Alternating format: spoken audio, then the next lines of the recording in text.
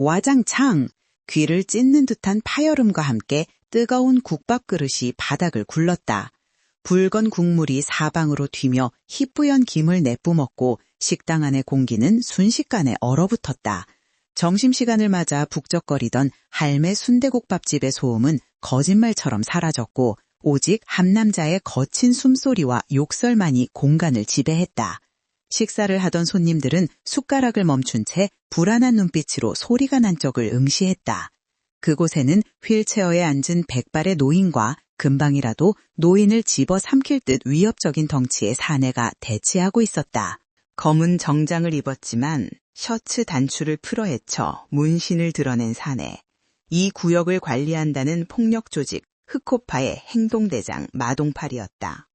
그는 바닥에 떨어진 깍두기를 구둣발로 지식이며 노인을 내려다보았다. 어이 영감탱이, 귀가 먹었어? 휠체어가 길을 막고 있잖아. 밥맛 떨어지게 시리 왜 좁아쳐진 식당에 휠체어를 끌고 들어와서 난리야. 마동팔의 고함 소리에 식당 주인이 사색이 되어 달려왔지만 감히 말리지도 못하고 발만 동동 구를 뿐이었다. 휠체어에 앉은 노인 박 회장은 튀어오른 국물로 얼룩진 맑은 점퍼를 무심하게 털어냈다. 그의 표정은 기이할 정도로 평온했다. 마치 눈앞에서 지저대는 광견을 투명 인간 취급하는 듯한 태도였다. 그는 천천히 고개를 들어 마동팔을 응시했다. 그 눈빛에는 두려움 대신 설명하기 힘든 깊은 심연이 담겨 있었지만 이미 흥분한 마동팔의 눈에는 그저 노망난 노인네의 멍한 표정으로 보일 뿐이었다. 박 회장은 품에서 손수건을 꺼내 식탁을 닦으며 나지막이 입을 열었다. 자네, 음식을 함부로 다루면 벌을 받네. 그리고 이 길은 휠체어가 지나가기에 충분히 넓어. 그의 차분한 대꾸는 마동팔의 분노에 기름을 부은 격이었다. 마동팔은 헛웃음을 터뜨리며 주위를 둘러보았다. 하, 이 늙은이가 진짜 돌았나? 야, 니들 들었냐? 나보고 벌을 받는단다. 뒤에 서 있던 부하 서너 명이 낄낄거리며 비릿한 웃음을 흘렸다. 마동팔은 얼굴을 붉히며 노인의 멱살을 잡으려 손을 뻗었다. 이봐요 영감님, 여기는 경로당이 아니라고. 곱게 밥 처먹고 갈 것이지 어디서 훈계질이야? 오늘 임자 제대로 만났네. 그의 손이 노인의 멱살에 닿기 직전이었다. 딸랑? 경쾌한 풍경 소리와 함께 식당 문이 열렸다. 살벌한 분위기와는 전혀 어울리지 않는 타이밍이었다. 모든 시선이 문 쪽으로 쏠렸다. 그곳에는 헐렁한 초록색 트레이닝복을 입고 슬리퍼를 질질 뜨는 한 여자가 서 있었다. 부스스하게 묶은 머리, 화장기 없는 얼굴, 그리고 한 손에는 검은색 비닐봉지를 든 모양새가 영락없는 동네 백수 건달이었다. 그녀는 식당 안의 험악한 분위기를 감지하고도 전혀 개의치 않는다는 듯 하품을 하며 안으로 들어섰다. 그녀의 이름은 이지현. 겉보기에는 며칠 씻지대 않은 듯한 동네 노는 언니처럼 보였지만 그녀의 눈동자만큼은 맹수처럼 예리하게 빛나고 있었다. 지현은 짐짓 딴청을 피우며 빈자리를 찾으려는 척했지만 그녀의 신경은 이미 휠체어에 앉은 박 회장과 마동팔에게 집중되어 있었다. 그녀는 익숙하게 구석자리에 앉아 메뉴판을 보지도 않고 외쳤다. 이모, 여기 순대국밥 특 하나요? 다대기 따로 주시고요. 그 뻔뻔한 태도에 마동팔의 눈썹이 꿈틀거렸다. 자신이 주인공이어야 할 무대에 난데없이 나타난 불청객이 거슬렸기 때문이다. 마동팔은 잡으려던 노인의 멱살을 놓고 고개를 돌려 지현을 노려보았다. 앙? 뭐야 저 거지 같은 년은. 야, 너 지금 분위기 파악 안 되냐? 식당 안의 정적을 깬 지현의 주문 소리는 마동팔의 자존심을 긁었다. 하지만 지현은 들은 채도 하지 않고 젓가락통에서 숟가락을 꺼내 식탁에 탁 내려놓았다. 그녀는 천천히 고개를 돌려 마동팔과 눈을 마주쳤다. 무심하고 건조한 시선. 그것은 마치 길가에 놓인 돌멩이를 바라보는 듯한 눈빛이었다. 밥 좀 먹읍시다. 아저씨 목소리가 너무 커서 입맛 떨어지잖아요. 순간 식당 안에는 찬물을 끼얹은 듯한 침묵이 흘렀다. 구석에서 몰래 휴대폰으로 동영상을 찍던 학생들조차 숨을 죽였다. 마동팔의 얼굴이 시뻘개졌다. 감히 이 구역에서 그것도 흑호파 행동대장인 자신에게 저런 말을 내뱉는 여자는 처음이었다. 그는 노인을 내버려 두고 지현 쪽으로 성큼성큼 걸어갔다. 육중한 체구가 바닥을 올렸고 위협적인 그림자가 지현의 식탁을 덮쳤다. 이 기지대가 죽고 싶어서 환장했나? 너 내가 누군지 알아? 어? 지현은 물컵에 물을 따르며 피식 웃었다. 그 웃음은 명백한 비웃음이었다. 누구긴요. 밥 먹는데 시끄럽게 구는 덩치 큰 진상 손님이겠지. 아저씨, 거기 서 있으면 서빙하는 이모님 길 막히니까 좀 비키죠? 마동팔은 더 이상 참지 못하고 지연이 앉은 테이블을 주먹으로 쾅 내리쳤다. 수저통이 튀어오르고 물컵이 흔들렸다. 야, 인연이 어디서 말대꾸야. 너 오늘 제삿날인 줄 알아라. 그는 손을 들어 지연의 머리채를 휘어잡으려 했다. 그 순간이었다. 지연의 손이 번개처럼 움직였다. 그녀는 마동팔의 손목을 잡는 대신 테이블 위에 있던 스테인리스 숟가락을 집어들었다.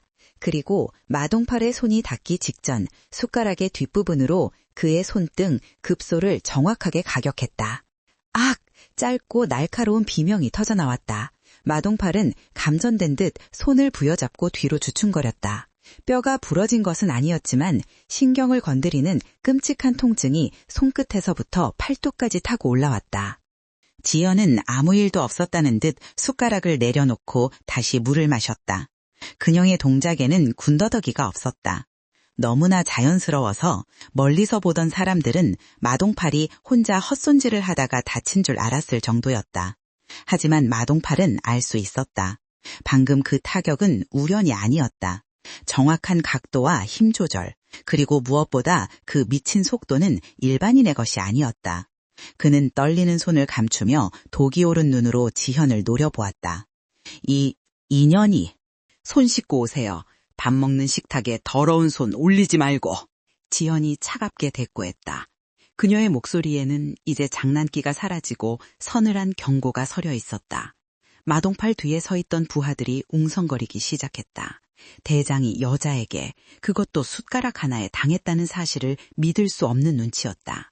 자존심에 금이 간 마동팔은 이성을 잃었다. 그는 허리춤에 차고 있던 삼단봉을 꺼내들었다.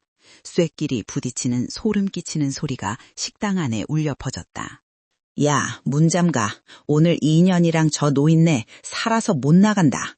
마동팔의 지시에 부하들이 식당 출입구를 막아섰다. 공포에 질린 손님들은 비명을 지르며 구석으로 몰렸다. 하지만 휠체어에 앉은 박 회장만은 여전히 미동도 하지 않고 그 광경을 지켜보고 있었다. 그의 시선이 지현에게 머물렀다. 왔구나. 그는 속으로 중얼거렸다. 자신이 오랫동안 기다려온 그리고 숨겨왔던 칼날이 드디어 칼집에서 나오고 있음을 직감했다. 지현은 한숨을 푹 내쉬며 자리에서 일어났다. 낡은 슬리퍼가 바닥에 끌리는 소리가 유난히 크게 들렸다. 그녀는 목을 좌우로 꺾으며 뻐근한 근육을 풀었다. 우두둑 뼈마디가 맞춰지는 소리가 났다. 밥 한 끼 먹기가 이렇게 힘들어서야. 그녀는 헝클어진 머리를 대충 쓸어넘기며 마동팔과 그 일당을 둘러보았다. 1대5, 좁은 식당 안, 그리고 지켜야 할 노인 하나. 전술적인 관점에서 그리 나쁘지 않은 조건이었다. 마동팔이 삼단봉을 지켜들고 지현에게 달려들었다. 죽어라! 그의 고함과 함께 묵직한 쇠봉이 지현의 머리를 향해 날아들었다. 일반인이라면 움츠러들거나 비명을 질렀을 상황. 그러나 지현의 눈동자는 흔들리지 않았다. 오히려 그녀의 입가에는 희미한 미소가 번졌다. 그것은 사냥감을 앞에 둔 포식자의 여유였다. 707 특수임무대대 전설의 미친 개라고 불리던 시절의 본능이 깨어나는 순간이었다. 지연은 상체를 살짝 틀어 마동팔의 공격을 깻잎 한 장 차이로 피했다. 쇠봉이 허공을 가르며 윙 소리를 냈다. 공격이 빗나갔다는 사실을 인지하기도 전에 지연의 발이 마동팔의 정강이를 걷어찼다. 둔탁한 타격음과 함께 마동팔의 몸이 앞으로 고꾸라졌다. 지연은 균형을 잃은 그의 멱살을 잡아채 그대로 옆 테이블로 던져버렸다. 와장창, 또다시 그릇들이 깨지며 식당은 아수라장이 되었다. 다음, 지연이 나지막하게 읊조렸다. 바닥에 나뒹구는 마동팔을 뒤로 한 채 그녀는 남은 부하들을 향해 손가락을 까딱였다. 그제야 사태의 심각성을 파악한 족복들이 몽둥이와 의자를 집어들고 일제히 달려들었다. 하지만 그들은 몰랐다. 지금 그들이 건드린 여자가 휠체어 탄 노인을 조롱하고 약자를 괴롭히는 쓰레기들을 청소하기 위해 지옥에서 돌아온 사신이라는 사실을. 식당 안의 공기는 이제 두려움이 아닌 처절한 응징의 열기로 달아오르기 시작했다. 식당 안은 폭풍 전야와도 같은 무거운 침묵에 휩싸였다. 마동팔이 테이블 위로 처박히려는 굉음은 사람들의 뇌리에 깊은 충격을 남겼지만 상황은 아직 끝나지 않았다. 오히려 맹수의 꼬리를 밟은 듯한 위기감이 감돌았다. 바닥에 널브러진 국밥 그릇과 깨진 유리 조각들 사이로 마동팔이 신음 섞인 욕설을 내뱉으며 몸을 비틀었다. 그의 얼굴은 국물과 피로 범벅이 되어 귀개하기 짝이 없었다. 이 미친년이? 마동팔이 비틀거리는 다리에 힘을 주며 일어섰다. 그의 자존심은 산산조각이 났다. 이 구역을 지배하는 자신이 고작 추리닝 차림의 계집애 하나에게 내동댕이 쳐졌다는 사실을 받아들이기 힘들었다. 부하들은 당황한 기색이 역력했지만 곧 보스의 분노를 감지하고 살기를 띠기 시작했다. 그들은 본능적으로 지현을 애워싸며 포위망을 좁혀왔다. 그들 중 부두목격인 칼자국이라 불리는 사내가 앞으로 나섰다. 그는 지연의 행색을 위아래로 훑어보며 비릿한 웃음을 흘렸다. 이야, 꼴을 보아하니 어디서 노숙하다 온 것 같은데 약 먹었냐? 눈에 뵈는 게 없어? 그의 말에 다른 조직원들이 낄낄거렸다. 그들의 눈에 비친 지연은 그저 운 좋게 기습에 성공한 머리 빈 미친 여자일 뿐이었다. 낡아빠진 운동복, 화장기 없는 얼굴, 헝클어진 머리는 그들의 편견을 부추기는 완벽한 먹잇감이었다. 어이 아다씨, 드라마를 너무 많이 봤나 본데 현실은 영화가 아니야. 너 지금 네가 무슨 짓을 했는지 알기나 해? 또 다른 조직원이 비아냥거리며 지연의 어깨를 손가락으로 툭툭 쳤다. 여자가 힘 좀 쓴다고 설치는데 그러다 뼈 부러지면 시집도 못 가. 여기서 무릎 꿇고 오빠들한테 싹싹 빌면 얼굴만은 봐줄 수도 있는데 말이야. 성차별적이고 모욕적인 언사들이 쏟아졌다. 그들은 지현의 무력을 인정하기보다 그녀의 성별과 겉모습을 깎아내리며 자신들의 우위를 확인하려 했다. 지현은 그들의 조롱을 귓등으로도 듣지 않는 듯했다. 그녀는 포위망을 무시하고 휠체어에 앉아있는 박 회장에게 다가갔다. 주머니에서 꼬깃꼬깃한 휴지를 꺼내 박 회장의 점퍼에 묻은 국물을 조심스럽게 닦아냈다. 영감님, 괜찮으세요? 뜨거운 거 튀지 않았어요? 그녀의 목소리는 방금 전 마동팔을 집어던질 때와는 딴판으로 부드럽고 차분했다. 마치 손녀가 할아버지를 대하는 듯한 다정함이었다. 박 회장은 지연의 손길을 받으며 씁쓸한 미소를 지었다. 나는 괜찮다. 헌데 괜한 일에 휘말리게 해서 미안하구나. 저놈들 말이 통하는 작자들이 아니야. 지금이라도 피하는 게 좋겠어. 그는 지연의 실력을 알고 있었지만 그녀가 평범한 삶을 살기를 바랐기에 걱정이 앞섰다. 저녁 후 그녀가 겪었던 트라우마와 고통을 누구보다 잘 알고 있었기 때문이다. 걱정 마세요. 밥 먹으러 왔다가 파리떼가 좀 꼬인 것뿐이니까요. 지연은 박 회장을 안심시키듯 어깨를 토닥였다. 그리고는 휠체어를 안전한 주방 쪽 구석으로 밀어주었다. 이모님, 여기 영감님 좀 봐주세요. 그리고 물 좀 챙겨주시고요. 식당 주인은 겁에 질려 덜덜 떨면서도 지연의 당당한 태도에 홀린 듯 고개를 끄덕였다. 지연은 그제야 몸을 돌려 자신을 둘러싼 사내들을 마주보았다. 그녀의 태도는 조직원들의 분노에 불을 지폈다. 자신들을 철저히 무시하고 노인을 챙기는 여유라니. 그것은 그들이 가장 참을 수 없는 종류의 모욕이었다. 마동팔이 피 섞인 침을 바닥에 퇴 뱉으며 고함을 질렀다. 야, 이 기집애가 사람 말을 똥구멍으로 듣나? 내 얼굴 이렇게 만들어 놓고 무사할 줄 알았어? 오늘 너 내 발밑에서 살려달라고 빌게 만들어주마. 지현은 주머니에 두 손을 찔러 넣은 채 삐딱하게 서서 마동팔을 바라보았다. 그녀의 눈빛에는 경멸조차 담겨있지 않았다. 그저 귀찮은 업무를 처리해야 하는 직장인의 권태로움 같은 것이 묻어났다. 아저씨, 말 참 많네. 시끄러우니까 용건만 간단히 하죠. 밥값 물어내고 영감님한테 사과하고 조용히 꺼지면 없던 일로 해줄게요. 그녀의 제안에 식당 안에는 잠시 정적이 흘렀다. 그리고 이내 폭소 소리가 터져 나왔다. 조직원들은 배를 잡고 웃어댔다. 들었냐? 없던 일로 해준댄다. 야, 이거 진짜 꼴 때리는 년이네. 어디서 깡다구만 배워와가지고. 야, 우리가 누군지 진짜 모르는 거 아니야? 흑호파라고, 흑호파. 이 동네에서 우리 이름 모르면 간첩이지. 그들은 자신들의 조직 이름을 무슨 훈장처럼 자랑스럽게 떠벌렸다. 지현은 한심하다는 듯 고개를 저었다. 흑호파? 뭐 동물원 호랑이 반상회라도 되나? 이름 촌스러운 건 둘째치고 하는 짓이 너무 양아치 같잖아. 쪽팔리지도 않아요? 그녀의 도발은 정확히 그들의 영린을 건드렸다. 그들은 자신들을 밤의 황제라고 착각하고 있었지만 지연의 눈에는 그저 약자를 괴롭히며 우월감을 느끼는 하수구의 쥐새끼들로 보일 뿐이었다. 이 인연이 진짜 주둥이를 찢어 밝혀야 정신을 차리지. 칼자국이 욕설을 내뱉으며 지현의 멱살을 잡으려 손을 뻗었다. 그는 지현을 힘으로 제압해 바닥에 꿀릴 생각이었다. 여리여리한 체구의 여자쯤은 한 손으로도 충분하다고 믿었다. 하지만 그의 손이 지현의 옷깃에 닿기도 전에 지현의 몸이 유령처럼 뒤로 빠졌다.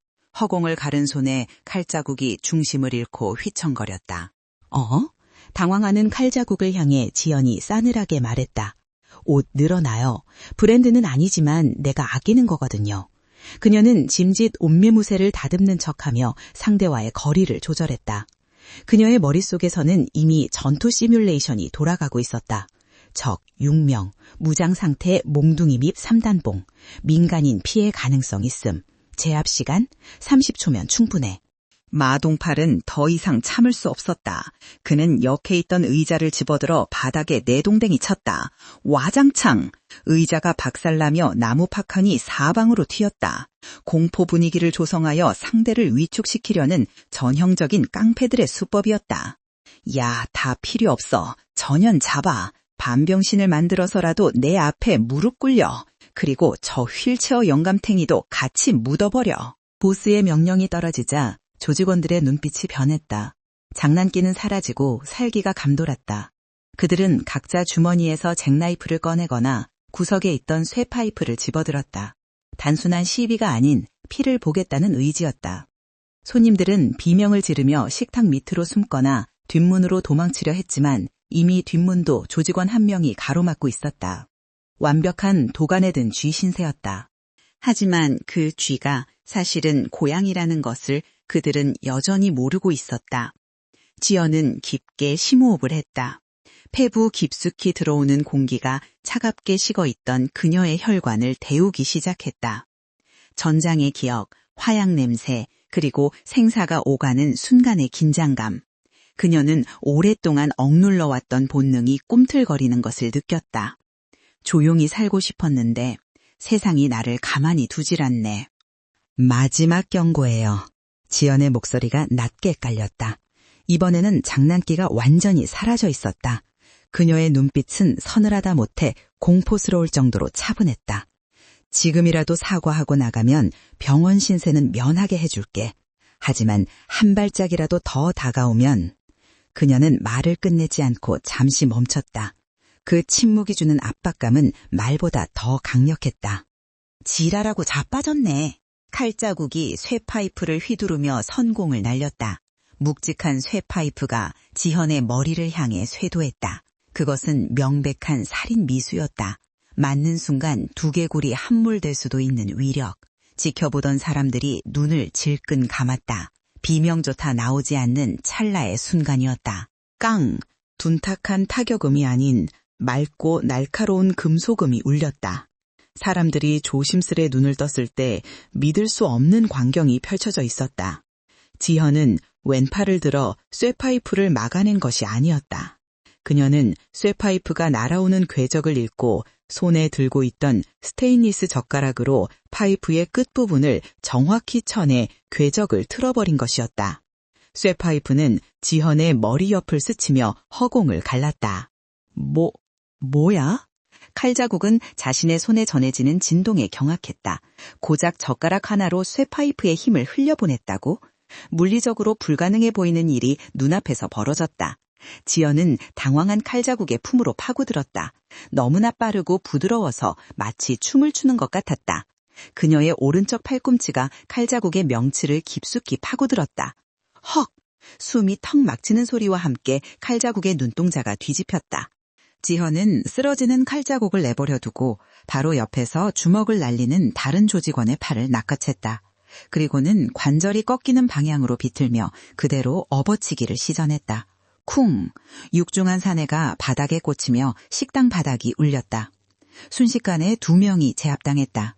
그러나 이것은 시작에 불과했다. 아직 4명이 남아있었고 그들의 분노는 극에 달해 있었다. 마동팔은 눈앞의 광경을 보며 본능적인 공포를 느꼈다. 저 여자는 평범한 건달이 아니다. 싸움 좀 하는 운동선수 수준도 아니다. 사람을 죽이고 살리는 기술을 진짜다. 하지만 이미 엎질러진 물이었다. 여기서 물러나면 흑호파의 위신은 바닥으로 떨어질 것이고 자신은 이 바닥에서 매장당할 것이다. 그는 두려움을 억누르기 위해 더욱 크게 소리쳤다. 뭐하고 있어? 한꺼번에 덤벼! 전현 죽여버려! 그의 외침에 남은 조직원들이 일제히 달려들었다. 좁은 식당 안은 난투극의 현장으로 변했다. 집기들이 부서지고 고함과 비명이 뒤섞였다. 그러나 그 혼란 속에서도 지연의 움직임만은 고요하고 정밀했다. 그녀는 최소한의 움직임으로 공격을 피하고 급소를 타벽하며 하나씩 적들을 무력화시켜 나갔다. 그녀의 추리닝은 땀 한 방울 젖지 않았지만 바닥은 이미 핏방울과 신음하는 사내들로 채워지고 있었다. 그때였다. 구석에 몰려있던 조직원 하나가 비열한 눈빛을 번뜩였다. 그는 지현과 정면 승부를 하는 대신 타깃을 바꿨다. 아무런 방어 능력 없이 구석에 앉아있는 휠체어에 놓인 박 회장이었다. 이거나 먹어라. 그가 깨진 소주병을 들고 박 회장을 향해 몸을 날렸다. 지현은 다른 2명의 공격을 막아내느라 등을 돌리고 있는 상태였다. 절체절명의 위기. 회장님! 지현이 비명을 지르며 몸을 돌리려 했지만 거리가 너무 멀었다. 소주병의 날카로운 단면이 박 회장의 얼굴을 향해 날아들었다. 박 회장은 피하지 않고 그저 담담하게 그 흉기를 바라보았다. 시간이 멈춘 듯한 순간 식당 문이 부서질 듯 열리며 낯선 검은 그림자들이 들이닥쳤다. 그들은 조폭들과는 차원이 다른 절도 있고 묵직한 기운을 뿜어내는 사내들이었다. 하지만 그들의 개입이 필요 없을 정도로 지현의 반응은 초인적이었다. 그녀는 잡고 있던 조직원의 멱살을 놓지 않고 그를 인간 방패처럼 휘둘러 소주병을 든 놈에게 던져버렸다. 우당탕 2 사내가 엉켜 넘어지며 박 회장의 휠체어 앞에서 멈췄다. 간발의 차이였다. 지현은 거친 숨을 몰아쉬며 박 회장 앞을 가로막았었다. 그녀의 눈빛이 완전히 변했다. 지금까지의 여유는 사라지고 오직 적을 섬멸하겠다는 살기만이 이글거렸다. 이제 봐주는 건 끝이다. 지현이 으르렁거렸다. 그녀는 묶고 있던 머리끈을 스르르 풀었다. 긴 머리카락이 찰랑거리며 내려왔고 목덜미 아래로 흉터 자국이 살짝 드러났다. 그것은 단순한 싸움의 흔적이 아닌 전장에서 살아남은 훈장이었다. 마동팔은 그 흉터를 보는 순간 등골이 오싹해짐을 느꼈다. 그는 자신이 건드리지 말아야 할 존재를 건드렸음을, 되돌릴 수 없는 강을 건넜음을 직감했다. 지현은 천천히 재킷의 지퍼를 내렸다. 낡은 트레이닝복 안에는 땀 배출이 용이한 기능성 티셔츠가 입혀져 있었고 단단하게 다져진 근육이 실루엣을 드러냈다. 그녀는 손목을 가볍게 털며 마동팔을 향해 한 걸음씩 다가갔다. 또벅또벅 슬리퍼 소리가 마치 사형 선고를 날리는 북소리처럼 들려왔다. 너희들이 선택한 거야. 지옥을 보여달라고. 식당 안의 공기는 팽팽하게 당겨진 활시위 같았다. 지현의 살기 여린 선전포고에 마동팔과 남은 조직원들은 순간적으로 압도되어 뒷걸음쳤다. 방금 전까지만 해도 헐렁한 트레이닝복을 입은 동네 백수로 보였던 여자가 머리를 풀고 눈빛을 바꾸자 전혀 다른 존재로 변무해 있었다. 그녀의 주변에는 보이지 않는 서리가 내린 듯한 한기가 감돌았다. 젠장, 뭐야 전현? 마동팔이 침을 꿀꺽 삼키며 중얼거렸다. 본능이 경고하고 있었다. 덤비면 죽는다. 하지만 이대로 물러설 수는 없었다. 식당 밖에는 구경꾼들이 스마트폰을 지켜들고 이 상황을 생중계하고 있었고, 여기서 꼬리를 내리면 흑호파 행동대장이 여자 하나에게 쫄아서 도망쳤다는 소문이 삽시간에 퍼질 것이 뻔했다. 그것은 조폭에게 있어 죽음보다 더한 치욕이었다. 지연아, 그만하거라. 살얼음판 같은 대치 상황을 깬 것은 휠체어에 앉아있던 박 회장의 낮고 중후한 목소리였다. 그는 꼿꼿한 자세로 앉아 지현을 바라보고 있었다. 그의 눈빛에는 두려움 대신 깊은 슬픔과 연민이 담겨 있었다. 내 옷은 빨면 그만이고 부서진 집기는 물어주면 된다. 네 손에 또다시 피를 묻히지 말아라. 저들은 그럴 가치도 없는 자들이다. 지연의 어깨가 미세하게 떨렸다. 그녀는 천천히 고개를 돌려 박 회장을 보았다. 분노로 붉게 충혈되었던 그녀의 눈동자가 박 회장의 온화할 시선과 마주치자 잠시 흔들렸다. 그 눈빛은 그녀를 3년 전 비가 억수같이 쏟아지던 그날 방으로 데려갔다. 3년 전 서울의 어느 허름한 뒷골목, 폭우가 쏟아지는 밤이었다. 쓰레기 더미 옆에 웅크리고 앉아있던 지연은 살아있는 시체나 다름없었다. 707 특수 임무대대 코드명 발키리, 대한민국 최정예 요원으로 수많은 비밀 작전을 수행하며 국가를 위해 청춘을 바쳤던 그녀였다. 하지만 마지막 작전에서의 치명적인 실패, 동료의 죽음, 그리고 이어진 강제 전역은 그녀의 영혼을 산산조각 냈다. PTSD, 외상후 스트레스 장애는 지독한 악몽이 되어 매일 밤 그녀를 괴롭혔다. 술 없이는 잠들 수 없었고 잠들면 전우들의 비명소리에 식은땀을 흘리며 깨어났다. 가족도 친구도 없이 세상에 홀로 남겨진 그녀는 삶의 이유를 찾지 못한 채 서서히 죽어가고 있었다. 그날 밤도 그녀는 손에 수면제 한 통을 쥐고 빗물에 젖은 채 떨고 있었다. 이대로 눈을 감으면 모든 고통이 끝날 것만 같았다. 그때 누군가 그녀의 머리 위로 우산을 씌워주었다. 고개를 들어보니 백발의 노신사가 휠체어에 앉아 그녀를 내려다보고 있었다. 박 회장이었다. 수행원도 없이 홀로 빗속을 뚫고 온 그는 더럽고 냄새나는 지연에게 주저없이 손을 내밀었다. 자네, 눈빛이 아직 살아있군. 죽기에는 너무 아까운 눈빛이야. 지연은 멍하니 그를 바라보았다. 동정이나 경멸이 아닌 인정과 존중이 담긴 눈빛이었다. 배고프지 않나? 나랑 가서 뜨끈한 국밥이나 한 그릇 하지. 그것이 시작이었다. 박 회장은 지현에게 밥을 먹이고 쉴 곳을 내어주었다. 그녀가 악몽을 꾸고 발작을 일으킬 때도 묵묵히 곁을 지켜주었다. 그는 지현의 과거를 묻지 않았다. 그저 그녀가 스스로 일어설 때까지 기다려주었다. 나중에야 알게 되었지만 박 회장 역시 전쟁터에서 다리를 잃고 평생을 휠체어에 의지해 살아온 군 선배였다. 그는 지현에게서 자신의 젊은 시절 상처 입은 영혼을 보았던 것이다. 지현아, 힘은 칼과 같아서 칼집에 있을 때 가장 위험 있는 법이다. 네가 가진 힘을 분노를 위해 쓰지 말고 소중한 것을 지키는 데 써라. 그때 비로소 너는 군인이 아니라 수호자가 되는 거다. 박 회장의 그 말은 지현을 다시 살게 한 원동력이었다. 그녀는 술을 끊고 운동을 다시 시작했다.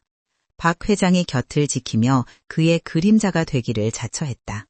겉으로는 툴툴거리는 백수 건달 행세를 했지만 그녀는 박 회장을 친할아버지, 아니 그 이상의 존재로 여기고 있었다.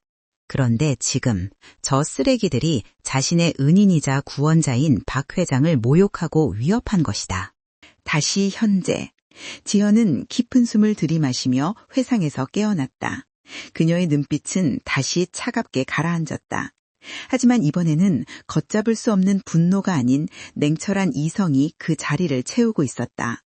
박 회장의 말대로 감정이 휘둘려 날뛰는 것은 하수나 하는 짓이다. 그녀는 프로였다. 상대를 제압하는 데 필요한 것은 뜨거운 분노가 아니라 차가운 전술이었다. 영감님 말씀이 맞아요. 똥은 피하는 게 상책이죠. 지현이 짐짓 힘을 빼며 말했다. 그녀는 헝클어진 옷매무새를 대충 정리하며 마동파를 보았다. 야, 덩치, 영감님 봐서 이번 한 번만 봐준다. 지금이라도 병원 가서 뼈 맞춰라. 나중에 후유증 오면 골치 아프다. 그녀의 태도 변화를 항복 신호로 받아들인 것일까. 마동팔의 얼굴에 다시금 오만함이 피어올랐다. 그는 지현이 겁을 먹고 꼬리를 내렸다고 착각했다. 게다가 때마침 식당 밖에서 요란한 타이어 마찰음과 함께 급브레이크 밟는 소리가 연이어 들려왔다. 끼익, 끼익. 검은색 승합차 세대가 식당 앞에 멈춰섰고 차문이 열리며 검은 양복을 입은 사내들이 우르르 쏟아져 나왔다. 손에는 야구 방망이와 강목, 쇠파이프가 들려있었다. 마동팔이 은밀하게 호출했던 흑호파의 본대 병력이 도착한 것이다. 순식간에 20명이 넘는 조직원들이 식당 입구를 가로막았고 좁은 식당 안은 검은 양복들로 가득 찼다. 봐줘? 누가 누굴 봐준다고. 마동팔이 기세등등하게 웃음을 터뜨렸다. 지원군이 도착하자 그의 비굴함은 순식간에 사라지고 악랄함만이 남았다. 그는 부러진 손목을 부여잡은 채 지현에게 삿대질을 했다. 야, 너 이제 진짜 끝났어. 내가 말했지? 오늘 여기서 살아서 못 나간다고. 네가 아무리 싸움을 잘해도 이 인원을 당해낼 수 있을 것 같으냐? 새로 도착한 조직원들은 살벌한 기세로 지연과 박 회장을 포위했다. 그들 중에는 덩치가 마동팔보다 더 큰 거구들도 있었고 눈빛이 뱀처럼 교활해 보이는 자들도 있었다. 식당 안은 발 디딜 틈조차 없었고 공포에 질린 일반 손님들은 구석에 몰려 서로를 부둥켜 안고 떨고 있었다. 박 회장의 표정이 굳어졌다. 상황이 걷잡을 수 없이 커졌다. 그는 조용히 품속의 휴대폰을 만지작거렸지만 지현이 그를 제지했다. 영감님, 전화하지 마세요. 아직은 아닙니다. 지현은 박 회장에게 짧게 눈짓을 보냈다. 믿어주세요. 라는 무언의 신호셨다. 지현은 포위망 한가운데 서서 주위를 둘러보았다. 25명 남짓, 좁은 공간, 다수의 무기 소지, 민간인 혼재, 최악의 조건이었지만 그녀의 머릿속에서는 이미 지형지물을 이용한 전술 지도가 그려지고 있었다. 그녀는 천천히 아주 또렷한 목소리로 입을 열었다. 더 이상 동네 양아치의 말투가 아니었다. 마지막 경고다. 그녀의 목소리는 크지 않았지만 소란스런 식당 안을 뚫고 모두의 귀에 정확하게 꽂혔다. 그 톤은 얼음장처럼 차갑고 강철처럼 단단했다. 그것은 군대, 그 중에서도 지휘관이 내리는 명령의 어조였다. 지금 즉시 무기를 버리고 식당 밖으로 퇴거해라. 그리고 피해를 입은 시민들과 노인에게 정중히 사과해라. 만약 이 경고를 무시하고 한 발자국이라도 더 접근한다면 지현은 잠시 말을 멈추고 마동팔의 눈을 똑바로 응시했다. 그때부터는 민간인 폭행 사건이 아니다. 적대 세력에 대한 선멸 작전으로 간주한다. 뭐라짓거리는 거야. 마동팔은 지연의 갑작스러운 말투 변화에 당황했지만 곧 코웃음을 쳤다. 선멸 작전? 군인놀이 하냐? 인연이 진짜 미쳐도 단단히 미쳤네. 야, 애들아, 전현 주둥이부터 뭉개버려. 저기, 형님. 새로운 조직원 중 한 명이 쭈뼛거리며 마동팔에게 속삭였다. 근데 저 여자 자세가 좀 이상하지 않습니까? 그냥 폼 잡는 게 아닌 것 같은데요? 시끄러워. 밥 먹여줬더니 겁부터 집어먹어. 밀어버려. 마동팔의 고함 소리와 함께 조직원들이 함성을 지르며 달려들었다. 선도에 선 사내가 야구방망이를 크게 휘둘렀다. 협상은 결렬되었다. 지연은 짧게 한숨을 내쉬었다. 경고는 끝났다. 교전수칙, 알파브라보, 비살상 제한 모드 해제까진 아니고 전치 12주 이상으로 상향 조정. 지현은 날아오는 야구방망이를 피하지 않고 오히려 앞으로 파고들었다. 그녀의 손이 방망이를 쥔 사내의 손목 안쪽을 파고들었다. 우둑, 소름 끼치는 파열음과 함께 사내의 비명이 터지기도 전에 지현은 그의 팔을 지렛대 삼아 몸을 회전시켰다. 그녀의 발뒤꿈치가 뒤따라오던 다른 조직원의 턱을 정확하게 가격했다. 크악! 2명의 건장한 남자가 단 한 번의 연계 동작으로 나가떨어졌다. 하지만 이번에는 멈추지 않았다. 지현은 쓰러지는 사내의 허리춤에서 야구방망이를 낚아챘다. 자, 수업 시작하자. 1교시는 주제 파악이다. 지연의 손에 쥐어진 야구방망이가 춤을 추기 시작했다. 그것은 단순한 휘두름이 아니었다. 특수부대에서 익힌 칼리 아르니스의 스틱 파이팅 기술이었다. 방망이는 정확하게 적들의 손목, 무릎, 정강이, 쇄골을 가격했다. 머리나 장기 같은 치명적인 급소는 피하되 전투 의지를 완전히 상실시킬 만큼의 고통을 주는 부위들만 골라 타격하는 정밀함이었다. 내 손! 왁! 다리! 내 다리! 식당 안은 순식간에 아비규환으로 변했다. 지현은 좁은 공간을 유령처럼 누비며 다수의 적을 농락했다. 식탁 위를 뛰어넘어 날라차기를 하고 쟁반을 방패 삼아 공격을 막아내며 젓가락통을 던져 시야를 가리는 등 주변의 모든 것을 무기로 활용했다. 20대 1의 싸움이었지만 이상하게도 밀리는 것은 20명 쪽이었다. 그때였다. 혼전 중에 구석으로 밀려난 마동팔이 다시금 비열한 계략을 꾸몄다. 그는 부하들이 지현의 발을 묶어두는 사이 식당 주방 쪽으로 슬금슬금 이동했다. 그의 목표는 뜨거운 육수가 펄펄 끓고 있는 가마솥이었다. 저 년한테 저걸 끼연저거리면 마동팔은 악마 같은 미소를 지으며 주방 국자를 집어들었다. 끓는 육수를 퍼서 지현의 등 뒤로 뿌릴 생각이었다. 그것은 씻을 수 없는 화상을 입히는 끔찍한 테러 행위였다. 죽어라! 이 괴문 같은 년! 마동팔이 펄펄 끓는 국물을 퍼서 지연을 향해 뿌리려는 찰나 다탕! 식당 안을 쩌렁쩌렁 울리는 굉음이 들렸다. 총소리 같기도 하고 무언가 터지는 소리 같기도 한 묵직한 소음이었다. 모든 움직임이 멈췄다. 마동팔의 손에 들려있던 국자가 바닥으로 떨어졌다. 쨍그랑. 그의 손에는 국자 대신 피가 흐르고 있었다. 누군가가 던진, 아니 쏘아보낸 무언가가 마동팔의 손목을 스치고 지나가 벽에 박혀 있었다. 사람들은 경악하며 벽을 쳐다보았다. 그곳에는 나무 젓가락이, 아니 쇠젓가락 하나가 시멘트 벽에 깊숙이 박혀 부르르 떨고 있었다. 누구냐? 마동팔이 공포에 질려 소리쳤다. 지현도 놀란 눈으로 젓가락이 날아온 방향을 보았다. 그곳엔 휠체어에 앉은 박 회장이 있었다. 하지만 그는 여전히 얌전히 앉아있을 뿐이었다. 아니었다. 식당 입구 쪽이었다. 조직원들의 틈을 비집고 누군가 천천히 걸어 들어오고 있었다. 환칠한 키에 딱 떨어지는 정장, 그리고 선글라스를 낀 여자였다. 그녀의 뒤로 무장을 한 경찰 특공대 복장의 대원들이 소리 없이 진입하고 있었다. 하지만 지연의 시선은 그들에게 머물지 않았다. 그녀는 자신의 눈앞에 벌어진 상황, 즉 마동팔이 끓는 물을 자신에게 뿌리려 했다는 사실에 주목했다. 그녀의 인내심을 지탱하던 마지막 끈이 끊어지는 소리가 들렸다. 감히! 지연은 들고 있던 방망이를 바닥에 던져버렸다. 그리고 천천히, 아주 천천히 마동팔을 향해 걸어갔다. 그녀의 몸에서 뿜어져 나오는 기운은 이제 경고나 제압 수준이 아니었다. 그것은 명백한 살기였다. 지금 그 국물 누구한테 뿌리라고 했지? 지현의 목소리는 지옥 밑바닥에서 올려나오는 것처럼 낮고 음산했다. 마동팔은 뒷걸음질 치다가 주방 조리대에 엉덩이를 찧었다. 도망칠 곳은 없었다. 지현이 한 걸음 다가올 때마다 식당 안의 공기가 무겁게 가라앉았다.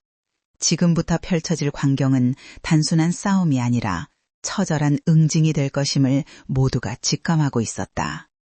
지연의 발걸음이 멈춘 곳은 마동팔의 코앞이었다. 공포에 질린 마동팔은 주방 싱크대를 등지고 더 이상 물러설 곳이 없었다. 그의 손에서는 여전히 피가 뚝뚝 떨어지고 있었지만 고통보다는 눈앞의 여자가 뿜어내는 압도적인 공포가 그의 뇌를 마비시키고 있었다. 지현은 표정 없는 얼굴로 바닥에 떨어진 국자를 곁눈질로 쳐다보았다. 펄펄 끓는 붉은 육수가 바닥을 적시며 매캐한 냄새를 풍기고 있었다. 뜨거운 걸 좋아하나 봐? 지연이 나지막에 물었다. 그 목소리는 마치 친구에게 안부를 묻는 것처럼 부드러웠지만 그 이면에는 소름 끼치는 살기가 도사리고 있었다. 마동팔은 입술을 달달 떨며 아무 말도 하지 못했다. 지연은 천천히 손을 뻗어 마동팔의 멱살을 잡았다. 억센 사내의 힘으로도 풀 수 없는 강철 같은 악력이었다. 그녀는 그를 가볍게 들어 올려 가마솥 쪽으로 밀어붙였다. 으아, 잘못했습니다. 살려주세요. 뜨거운 열기가 얼굴에 확 끼치자 마동팔이 비로소 비명을 질렀다. 그는 발버둥 쳤지만 지연의 팔은 꿈쩍도 하지 않았다. 남한테 뿌리려고 했을 때는 재밌었겠지. 막상 네가 당할 것 같으니까 무서워? 그게 바로 네가 괴롭혔던 사람들이 느꼈던 공포야. 지연의 눈동자가 차갑게 빛났다. 그녀는 마동팔의 얼굴을 끓는 육수 표면에서 불과 한 뼘 거리까지 밀어넣었다. 뜨거운 수증기가 마동팔의 얼굴을 덮쳤다. 힉! 그는 숨도 쉬지 못한 채 눈을 질끈 감았다. 식당 안의 모든 사람들이 숨을 죽이고 그 광경을 지켜보았다. 잔혹하지만 동시에 통쾌한 징벌의 순간이었다. 하지만 지현은 그를 솥에 처박지 않았다. 대신 그녀는 손목을 획 비틀어 마동팔을 식당 홀바닥으로 내동댕이 쳤다. 쿵! 거구의 몸이 바닥에 처박히며 먼지를 일으켰다. 죽이는 건 너무 쉽지. 하지만 넌 그렇게 쉽게 편해질 자격이 없어. 지현은 쓰러진 마동팔의 어깨를 밟고 섰다. 그리고 주위를 둘러보았다. 입구 쪽에서 젓가락을 던졌던 검은 정장의 무리들이 상황을 예의주시하고 있었다. 그러나 아직 흑호파의 잔당들은 정신을 차리지 못하고 있었다. 두목이 당하는 모습을 보자 공포심이 오히려 맹목적인 분노로 변한 듯했다. 이 년이 죽여! 다 같이 죽여! 구석에 있던 조직원 대여섯 명이 잭나이프를 꺼내들고 동시에 달려들었다. 이판사판이었다. 그들은 지연이 마동팔에게 정신이 팔린 틈을 노려 등 뒤를 공격하려 했다. 비겁하고 치졸한 수법이었지만 거리 싸움에서는 가장 효과적인 방법이기도 했다. 지켜보던 손님들이 뒤 조심해요! 라고 비명을 질렀다. 하지만 지현은 뒤를 돌아보지도 않았다. 마치 등 뒤에 눈이라도 달린 것처럼 그녀는 고개만 살짝 숙여 첫 번째 칼날을 피했다. 서늘한 칼바람이 머리카락 끝을 스치고 지나갔다. 그녀는 공격해온 사내의 팔을 낚아채 자신의 어깨 너머로 끌어당겼다. 그리고는 그대로 업어치기를 시전하는 대신 상대의 팔꿈치 관절을 역방향으로 꺾어버렸다. 우두둑. 끔찍한 파열음이 식당 안에 울려 퍼졌다. 끄악! 사내가 팔을 부여잡고 쓰러졌다. 지현은 멈추지 않았다. 그녀의 움직임은 이제 타격이라기보다는 춤에 가까웠다. 달려드는 적들의 힘을 역이용하여 흘려보내고 중심을 무너뜨리고 급소를 정확히 가격했다. 707 특임대 시절 수많은 실전 대련을 통해 몸에 익힌 살상무술이 아닌 제압무술의 정수였다. 지현은 놈들의 뼈를 부러뜨리는 대신 근육과 신경이 모여있는 급소를 손가락으로 찌르거나 손날로 가격했다. 겉보기에는 가볍게 툭툭 치는 것 같았지만 당하는 입장에서는 전기에 감전된 듯한 극심한 고통이 따랐다. 한 놈이 주먹을 휘두르면 손목 신경을 눌러 무력화시키고 발차기를 하면 허벅지 안쪽의 급소를 차서 주저앉혔다. 조직원들은 자신들의 몸이 마음대로 움직이지 않는 것에 당황했다. 분명히 세게 맞은 것 같지 않은데 발이 올라가지 않고 다리에 힘이 풀렸다. 지연은 그들 사이를 유령사람 누비며 툭툭 건드렸다. 그것은 마치 고장난 인형들을 분해하는 기술자의 손길 같았다. 1분도 채 되지 않아 달려들었던 6명의 조직원들이 모두 바닥에 널브러져 신음하고 있었다. 다음, 지연이 짧게 말했다. 식당 안에는 이제 서 있는 흑호파 조직원이 거의 없었다. 바닥은 고통에 몸부림치는 검은 양복들로 가득 찼다. 지현은 헝클어진 옷매무새를 다시 한번 고치며 숨을 골랐다. 땀 한 방울 흘리지 않은 얼굴이었다. 그녀는 휠체어에 앉아있는 박 회장을 향해 찡긋 윙크를 보냈다. 영감님, 너무 시끄러웠죠? 이제 정리 다 됐습니다. 그때 입구 쪽에 서 있던 검은 정장의 여자와 경호원들이 천천히 다가왔다. 그들의 분위기는 조폭들과는 차원이 달랐다. 절제된 동작, 날카로운 눈빛, 그리고 귀에 꽂은 인이어 이어폰. 그들은 훈련받은 프로들이었다. 흑호파 조직원들이 길거리 싸움꾼이라면 이들은 정교군에 가까웠다. 선도에 선 여자는 선글라스를 벗으며 지연을 흥미로운 눈빛으로 바라보았다. 대단한 실력이군요. 민간인 치고는 움직임이 너무 좋습니다. 여자가 차가운 목소리로 말했다. 그녀의 시선은 지연의 목덜미에 있는 흉터에 잠시 머물렀다가 다시 눈을 마주쳤다. 경찰이 도착하기 전에 상황을 정리해 준 건 고맙지만 과잉 방위 논란이 있을 수도 있겠어요. 그녀는 바닥에 나뒹구는 조폭들을 보며 혀를 찼다. 지연은 경계심을 늦추지 않고 여자를 마주 보았다. 과잉 방위? 끓는 물을 사람한테 부으려고 한 놈들한테 그게 할 소린가요? 그리고 당신들은 누구죠? 그냥 구경꾼은 아닌 것 같은데? 지연의 질문에 여자는 묘한 미소를 지었다. 그녀는 품에서 명함 한 장을 꺼내려 했다.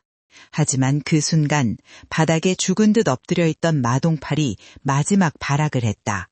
그는 깨진 유리 조각을 손에 쥐고 가장 가까이 있던 박 회장의 휠체어를 향해 몸을 날렸다. 이 개 같은 놈들아! 죽어! 다 같이 죽어! 이성을 완전히 상실한 짐승의 마지막 발악이었다. 거리가 너무 가까웠다. 정장의 경호원들이 총을 꺼내려 했지만 늦을 것 같았다. 회장님! 정장의 여자가 비명을 질렀다. 하지만 지연은 이미 움직이고 있었다. 그녀는 생각보다 몸이 먼저 반응했다. 순식간에 박 회장의 휠체어 앞을 막아선 그녀는 달려드는 마동팔의 손목을 낚아채는 동시에 무릎으로 그의 명치를 강타했다. 컥! 마동팔의 입에서 픽거품이 터져나왔다. 지연은 거기서 멈추지 않았다. 그녀는 마동팔의 팔을 잡은 채 몸을 회전시켜 그를 공중으로 띄웠다. 그리고 중력을 이용해 바닥으로 매다 꽂았다. 하지만 이번에는 부드럽게 받아주는 낙법 따위는 없었다. 시멘트 바닥과 뼈가 부딪히는 둔탁한 소리가 났다. 마동팔은 흰자위를 보이며 완전히 기절했다. 손에 들고 있던 유리 조각이 힘없이 바닥으로 떨어졌다. 지현은 쓰러진 마동팔을 차가운 눈으로 내려다보며 아직 서 있는 흑호파의 나머지 잔당들에게 시선을 돌렸다. 더 할 사람? 지금 나오면 단체 할인해서 뼈 2개만 부러뜨려줄게. 그 말 한마디에 남은 조직원들은 비명을 지르며 뒷걸음질거나 무기를 버리고 무릎을 꿇었다. 전이 상실, 완전한 패배였다. 상황이 종료되자 정장의 여자가 박 회장에게 급히 달려갔다. 그녀의 태도는 공손하다 못해 절박해 보였다. 회장님, 늦어서 죄송합니다. 괜찮으십니까? 그녀는 박 회장의 휠체어 앞에 무릎을 꿇고 고개를 숙였다. 뒤따라온 경호원들도 일제히 허리를 90도로 숙여 인사했다. 회장님, 안녕하십니까? 식당 안에 있던 사람들은 어리동절한 표정으로 그 광경을 바라보았다. 동네에 힘없는 노인인 줄 알았던 박 회장에 대해 저런 대단해 보이는 사람들이 깍듯하게 인사를 하다니? 사람들의 시선이 지현과 박 회장에게 집중되었다. 지현은 씁쓸한 미소를 지으며 뒤로 한 걸음 물러났다.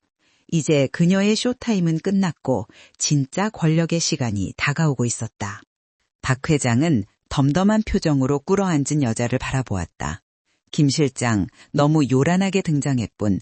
조용히 밥 한 끼 먹으러 왔는데 말이야. 김 실장이라 불린 여자는 고개를 들지 못한 채 대답했다. 죄송합니다. 회장님 위치 추적 신호가 불안정해서. 그리고 이 일대는 치안이 좋지 않다고 보고드렸습니다만. 그래서 내 보디가드가 누구인지 잊었나? 박 회장이 지현을 가리키며 웃었다. 김 실장은 그제야 고개를 들어 지현을 제대로 쳐다보았다. 그녀의 눈이 크게 뜨였다. 처음에는 그저 싸움 잘하는 민간인인 줄 알았지만 박 회장이 보디가드라고 칭하는 의미를 깨달은 것이다. 그녀는 지현의 낡은 옷차림 너머에 있는 군인 특유의 기질을 감지했다. 자, 이제 청소를 좀 해야겠지? 박 회장이 차갑게 식은 눈으로 쓰러져 있는 마동팔과 조직원들을 훑어보았다. 감히 대한민국 군인의 명예를 더럽히고 힘없는 시민들을 협박해? 내 오늘 이놈들의 뿌리까지 뽑아버리겠다. 그의 선언은 단순한 노인의 호통이 아니었다. 그것은 거대한 폭풍을 예고하는 사령관의 명령이었다. 식당 밖에서는 요란한 사이렌 소리가 들려오고 있었다. 경찰이 도착한 것이다. 하지만 이번에 오는 경찰은 동네 지구대 순경이 아니었다. 요란한 사이렌 소리가 식당 앞을 메웠다. 붉고 푸른 경광등 불빛이 깨진 유리창을 통해 어지럽게 쏟아져 들어왔다. 일반적인 상황이라면 안도해야 마땅할 경찰의 등장이었지만 식당 안의 공기는 오히려 더 무겁고 끈적하게 변해갔다. 마동팔과 조직원들은 사이렌 소리를 듣자마자 고통스러운 표정 위로 묘한 안도감을 내비쳤다. 그들의 눈빛에는 이제 살았다는 생존 본능과 함께 너희는 이제 죽었다는 비열한 승리감이 교차했다. 비켜! 다 비켜! 거친 고함 소리와 함께 제복을 입은 경찰관들과 형사들이 식당 안으로 들이닥쳤다. 그들의 선두에는 배가 불룩하게 나온 중년의 형사 최 반장이 서 있었다. 그는 식당 안의 처참한 광경을 둘러보았다. 바닥에 널브러진 흑고파 조직원들, 박살난 집기들, 그리고 그 한가운데 서 있는 지현과 휠체어의 박 회장. 최 반장의 미간이 깊게 구겨졌다. 이게 다 뭐야? 전쟁이라도 났어? 최 반장은 쓰러져 있는 마동팔을 발견하고는 흠칫 놀렸다. 이 구역의 실세인 마동팔이 피투성이가 되어 기절해 있는 모습은 그에게도 충격이었다. 그는 곧바로 고개를 돌려 지연을 노려보았다. 당신이 그런 거야? 여자 혼자서 이 사람들을 이렇게 만들었다고? 그의 목소리에는 불신과 적개심이 가득했다. 사건의 진상을 파악하려는 의지보다는 골치 아픈 일을 만든 원흉을 찾아내려는 짜증이 앞서 있었다. 지연은 침착하게 대답했다. 정당방위였습니다. 저들이 먼저 흉기를 들고 노인과 시민들을 위협했고 저는 제압했을 때입니다. CCTV를 확인해보시면 알 겁니다. 그녀의 말투는 논리적이고 정연했다. 하지만 최 반장은 코웃음을 쳤다. 정당방위? 사람이 10수명이 뻐가 부러지고 피를 흘리는데 정당방위? 아가씨, 법이 장난인 줄 알아? 이건 특수상해의 폭력행위야. 최 반장은 부하들에게 눈짓을 했다. 뭐하고 있어? 당장 저 여자 수갑 채워. 그리고 저 휠체어 영감도 공범일 테니 같이 서로 연행해. 경찰들이 지연에게 다가오자 김 실장과 경호원들이 앞을 막아섰다. 잠깐, 상황 파악을 제대로 하셔야죠. 우리는 피해자입니다. 김 실장이 품에서 신분증을 꺼내려 했지만 최 반장은 그녀의 손을 거칠게 쳐냈다. 어디서 공무집행방해야. 당신들도 한통속이야. 싹 다 잡아넣어. 그때였다. 식당 밖에서 또 다른 검은 세단 한 대가 미끄러지듯 멈춰섰다. 경찰들조차 길을 터주는 그 차에서 내린 사람은 흑호파의 진짜 우두머리 장두식이었다. 그는 고급 이탈리아 정장을 빼입고 손에는 값비싼 시가를 들고 있었다. 마동팔이 행동대장이라면 장두식은 이 지역의 상권과 공권력을 돈으로 매수한 회장님 놀이를 하는 진짜 악당이었다. 장두식은 껌을 씹듯 시가를 입에 물고 천천히 식당 안으로 들어갔다. 최 반장이 굽실거리며 그에게 다가갔다. 아이고, 장 회장님 오셨습니까? 이거 면목이 없습니다. 관리가 좀 소홀해서. 경찰이 조폭 두목에게 고개를 숙이는 기가 막힌 상황. 식당 안의 시민들은 경악을 금치 못했다. 이것이 이 동네에 썩어빠진 현실이었다. 장두식은 최 반장의 인사를 무시하고 바닥에 쓰러진 마동팔을 발로 툭툭 찼다. 쯧쯧, 등신 같은 새끼, 밥값도 못하고 누워 자빠져 있기는. 그는 싸늘한 눈으로 지현을 훑어보았다. 네가 내 가게 영업을 망친 그 계집애냐? 솜씨는 제법인데 줄을 잘못 썼어. 여기서 나를 적으로 돌리고 살아남을 수 있을 것 같나? 지현은 혐오스러운 눈빛으로 그를 응시했다. 조폭이 경찰이랑 형님 동생하는 사이라니 나라꼴 잘 돌아가네. 당신이 이 쓰레기들의 대장인가? 그녀의 도발에 장두식의 눈썹이 꿈틀거렸다. 그는 천천히 다가와 지현의 얼굴에 내뿜듯 시가 연기를 뱉었다. 매캐한 연기가 지현의 얼굴을 덮쳤다. 말 조심해라, 아가씨. 나는 깡패가 아니라 사업가야.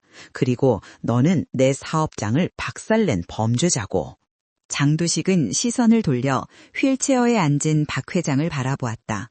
그는 박 회장의 낡은 점퍼와 휠체어를 보며 비릿한 미소를 지었다. 그리고 이 늙은이는 뭐야? 다리병신 주제에 집구석에나 처박혀 있지 왜 나와서 남의 장사를 방해해. 그는 박 회장의 휠체어 바퀴를 구둣발로 툭 찼다. 휠체어가 휘청거렸다. 그 순간 지현의 눈동자가 흔들렸다.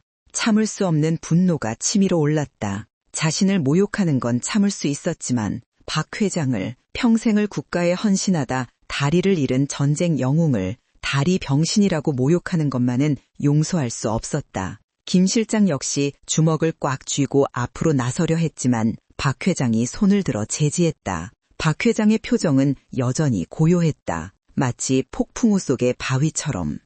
자네, 말이 지나치군. 박 회장이 낮게 깔린 목소리로 말했다. 사람의 가치는 다리의 온전함이 아니라 그 사람이 걸어온 길에 있는 법이네. 자네는 두 다리로 멀쩡히 서 있지만 영혼은 이미 시궁창을 기고 있구만. 박 회장의 일침에 장두식의 얼굴이 불그락불그락해졌다. 감히 휠체어 탄 늙은이가 자신을 훈계하다니. 그는 자존심에 큰 상처를 입었다. 이 늙은이가 진짜 죽고 싶어 환장했나. 장두식은 손에 들고 있던 시가를 바닥에 던져 비벼 끄고는 박 회장의 멱살을 잡으려 손을 뻗었다.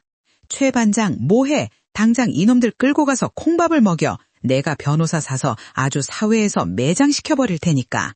최 반장이 호루라기를 불며 경찰들에게 명령했다. 체포해. 반항하면 테이저건 쏴도 좋다. 경찰들이 공봉과 수갑을 꺼내들고 지현과 박 회장을 향해 좁혀왔다. 공권력이라는 이름의 폭력이 무고한 시민을 덮치는 순간이었다. 사람들은 안타까움에 발을 동동 구르면서도 감히 경찰과 조폭의 연합 세력에 맞설 엄두를 내지 못했다. 지현은 깊은 한숨을 내쉬었다. 더 이상 민간인 모드로는 이 상황을 해결할 수 없었다. 법은 멀고 주먹은 가깝다고 했던가. 아니, 지금 이곳에서는 법이 주먹의 편이었다. 그렇다면 남은 방법은 하나뿐이었다. 그들이 감히 쳐다볼 수도 없는 더 거대하고 압도적인 힘으로 찍어 누르는 것. 영감님, 지현이 박 회장을 부르지 않고 나지막이 속삭였다. 이제 허락해 주십시오. 더 이상은 못 참겠습니다. 저 쓰레기들이 회장님께 손가락질하는 꼴 더는 못 보겠습니다. 박 회장은 지현을 바라보며 천천히 고개를 끄덕였다. 그의 눈빛은 이제 보여주어라 라고 말하고 있었다. 그래, 지현아. 때가 된 것 같구나. 썩은 환부는 도려내야지. 그 허락이 떨어지는 순간 지연의 분위기가 180도 바뀌었다. 지금까지의 반항기 어린 건달의 모습은 온데간데 없이 사라지고 냉철하고 서늘한 지휘관의 아우라가 그녀의 몸을 감쌌다. 그녀는 주머니에 있던 손을 빼내며 마치 군복을 매무새하듯 옷깃을 여미었다. 최 반장이라고 했나? 지현이 차가운 목소리로 물었다. 그녀의 시선은 최 반장을 꿰뚫 듯 날카로웠다. 최 반장은 순간 흠칫하며 뒷걸음질 쳤다. 방금 전까지의 양아치 같던 여자가 아니었다. 살면서 한 번도 느껴보지 못한 위압감이 그녀에게서 뿜어져 나오고 있었다. 너 뭐야? 지금 경찰한테 반말하는 거야? 최 반장이 애써 목소리를 높였지만 그 떨림은 감출 수 없었다. 장도식 역시 묘한 기류를 감지하고 인상을 찌푸렸다. 허세 부리지 마라. 수갑 차고 나면 그 기세도 꺾일 테니까. 지현은 피식 웃었다. 수갑? 그래, 누군가는 차겠지. 하지만 그게 나는 아닐 거야. 그녀는 안주머니 깊숙한 곳에서 무언가를 꺼냈다. 은색으로 빛나는 얇은 금속 케이스였다. 그녀는 그것을 천천히 펼쳐 보였다. 식당의 형광등 불빛을 받아 번쩍이는 그것은 단순한 신분증이 아니었다. 대한민국 국방부 마크가 선명하게 찍힌 특수작전 지휘관의 신분증 아이디였다. 그리고 그 옆에는 영롱하게 빛나는 훈장이 하나 박혀 있었다. 지금 이 시간부로 현장 지휘권은 내가 가져간다. 지연의 목소리가 식당 안을 쩌렁쩌렁 울렸다. 관할 경찰서장한테 연락해. 그리고 헌병대에도 지원 요청하고. 최 반장과 장두식은 멍하니 그녀의 손에 들린 것을 바라보았다. 상황 파악이 되지 않았다. 하지만 본능적으로 알 수 있었다. 자신들이 건드려서는 안 될 절대적인 금기를 건드렸다는 사실을. 검은 호랑이의 꼬리를 밟은 줄 알았는데 사실은 잠자던 용의 영린을 건드린 것이었다. 최 반장은 지현이 내민 은색 케이스를 멍하니 바라보았다. 형광등 불빛 아래 번쩍이는 금속 패, 그리고 그 안에 새겨진 선명한 무궁화 마크와 계급장. 그의 눈이 침침한 것이 아니라면 그것은 분명 중령 레프티넌트 커널 계급장이었다. 하지만 그의 상식으로는 도저히 받아들일 수 없는 현실이었다. 추리닝 바람에 슬리퍼를 끌고 다니는 동네 건달 여자가 영관급 장교라고? 하하하하. 최 반장은 억지 웃음을 터뜨리며 고개를 저었다. 불안감을 떨쳐내려는 과장된 몸짓이었다. 이 아가씨가 진짜 갈 때까지 갔구만. 어디서 장난감 같은 걸 주워와서 사기를 쳐. 공문서 위조에 관등 사칭까지. 죄목이 하나 더 늘었네. 그는 지연의 손에 들린 신분증을 낚아채려 송을 뻗었다. 이리 내놔봐. 감식반에 넘겨서 위조 집회범 수준으로 털어줄 테니까. 하지만 그의 손은 신분증에 닿지 못했다. 지현이 손목을 가볍게 돌려 피했기 때문이다. 그녀의 눈빛은 이제 장난기를 완전히 거두고 있었다.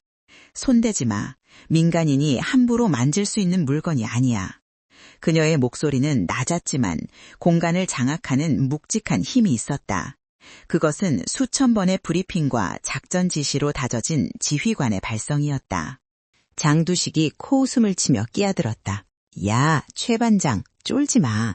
요즘 인터넷에서 저런 거 몇만 원이면 만든다더라. 딱 봐도 미친 이야기 헛소리하는 거잖아. 그냥 수갑 채워. 장두식의 말에 힘을 얻은 최 반장은 표정을 이그러뜨리며 소리쳤다. 그래, 어디서 경찰을 능멸해. 당장 저 여자 잡아. 경찰 2명이 곤봉을 들고 지연에게 다가갔다. 그 순간이었다. 지연의 뒤에 서 있던 김 실장과 정장의 경호원들이 일제히 움직였다. 그들은 경찰들 앞을 가로막으며 벽을 쳤다. 김 실장이 품에서 자신의 신분증을 꺼내 최 반장의 눈앞에 들이밀었다. 경거망동하지 마십시오. 당신들이 지금 체포하려는 분이 누구인지 알고나 덤비는 겁니까? 최 반장은 김 실장의 신분증을 보고 눈을 의심했다. 국방부 장관 직속 경호팀. 등줄기에 식은땀이 흘렀다. 단순한 사설 경호업체가 아니었다. 국가기관, 그것도 군 최고위층과 관련된 조직이었다. 이게 무슨...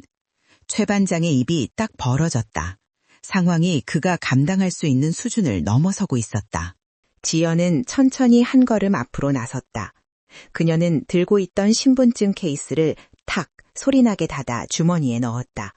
그리고 목에 걸려있던 얇은 군번줄을 꺼내 밖으로 내보였다. 2개의 인식표가 찰랑거리며 서늘한 금속성을 냈다. 그녀는 헝클어진 머리를 쓸어 넘기며 최 반장과 장두식을 똑바로 응시했다.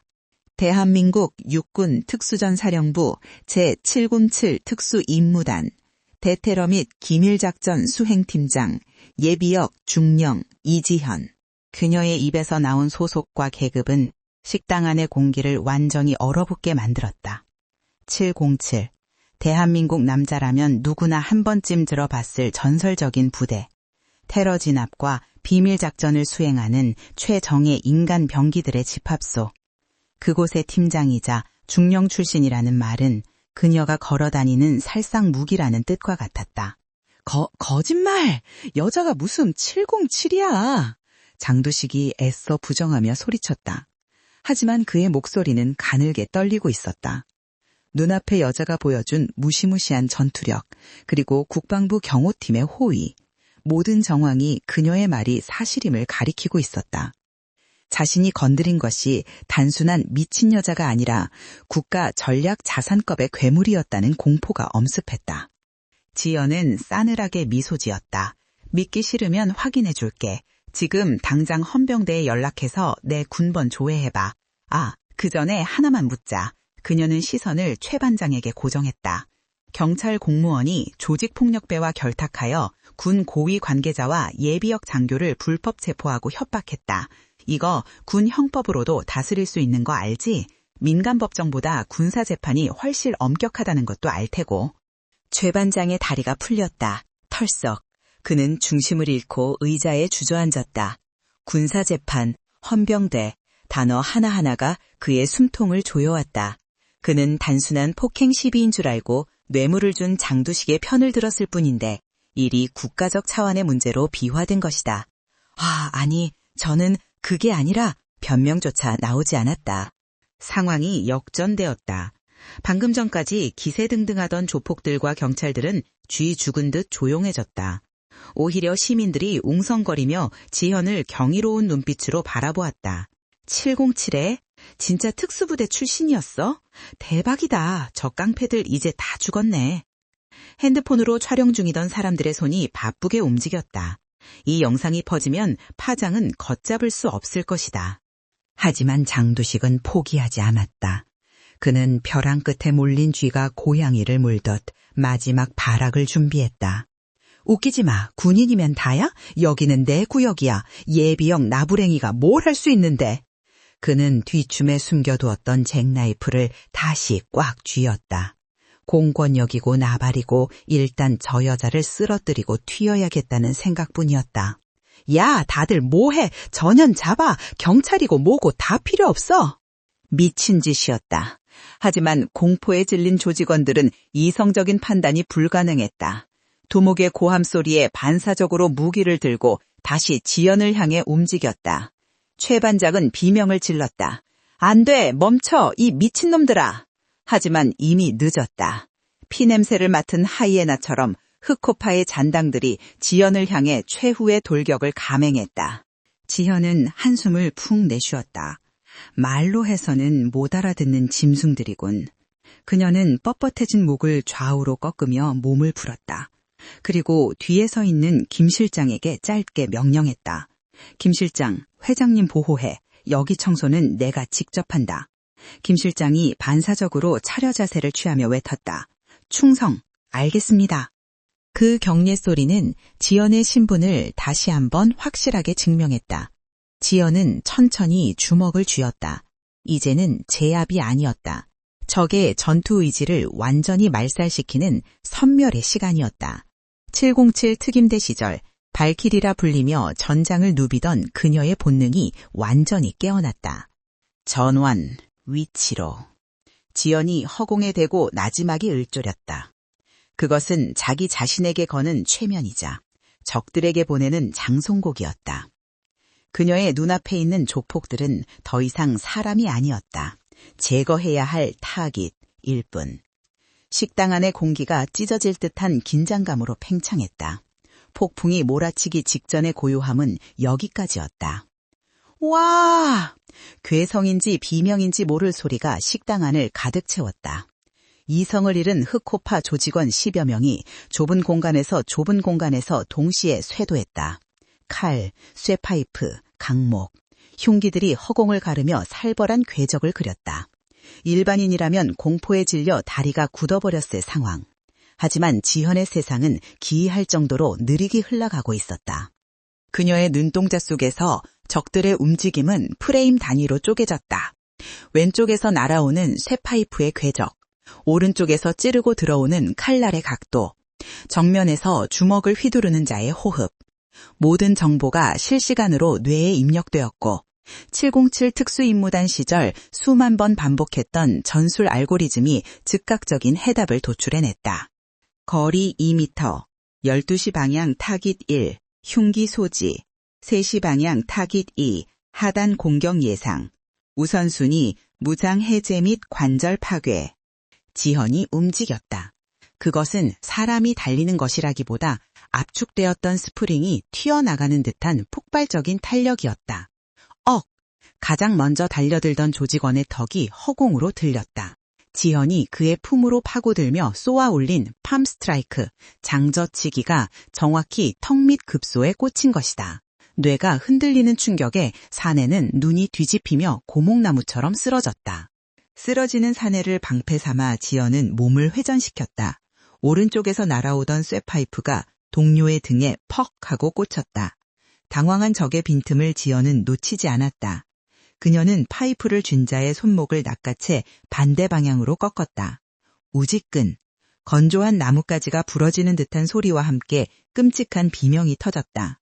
지연은 부러진 손목에서 떨어진 쇠파이프를 공중에서 낚아챘다.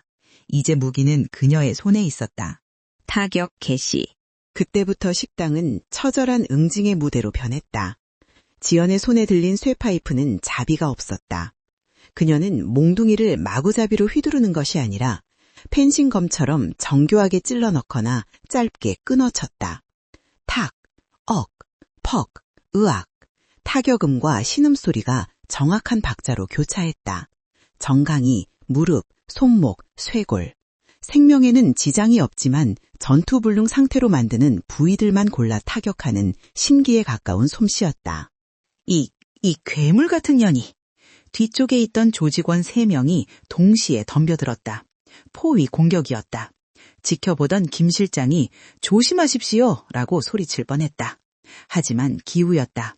지연은 바닥을 박차고 테이블 위로 뛰어올랐다. 공중에서 몸을 비틀며 날린 360도 회전 발차기가 3명의 얼굴을 연달아 강타했다.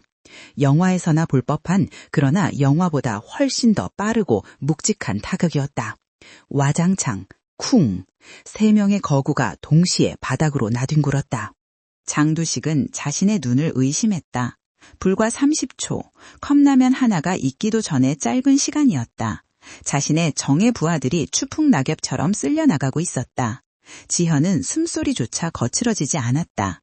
그녀는 마치 산책을 나온 사람처럼 무심한 표정으로, 그러나 춤을 추듯 우아한 동작으로 흑호파를 도륙하고 있었다. 뭐야? 너 정체가 진짜 뭐야?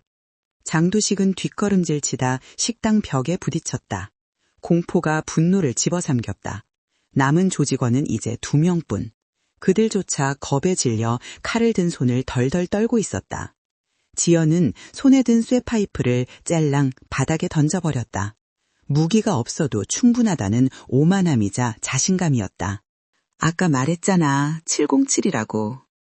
지연은 천천히 남은 2명에게 다가갔다. 그들은 비명을 지르며 칼을 휘둘렀지만 지연의 눈에는 슬로우모션이나 다름없었다.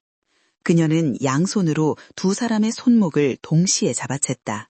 그리고 교차시키며 서로의 머리를 박치기 시켰다. 쿵! 둔탁한 소리와 함께 2 사람은 쌍둥이처럼 동시에 기절해 바닥으로 무너졌다. 이제 서 있는 건 장도식 1명뿐이었다. 식당 안에는 바닥에 쓰러진 20여 명의 신음소리와 깨진 유리 조각을 밟는 지현의 발소리만이 들렸다. 최 반장은 이미 구석에 처박혀 오줌을 지리고 있었다. 경찰로서의 권위도 인간으로서의 존엄도 모두 잃어버린 채였다. 지현은 장두식의 코앞까지 다가갔다. 장두식은 잭나이프를 들고 있었지만 찌를 엄두조차 내지 못했다. 압도적인 극의 차이. 사자와 토끼가 마주한 듯한 원초적인 공포가 그를 지배했다. 너 가까이 오지 마. 나 건드리면 어떻게 되는지 알아? 내 뒤에 누가 있는지 아냐고. 장두식은 횡설수설하며 허공에 칼을 휘저었다.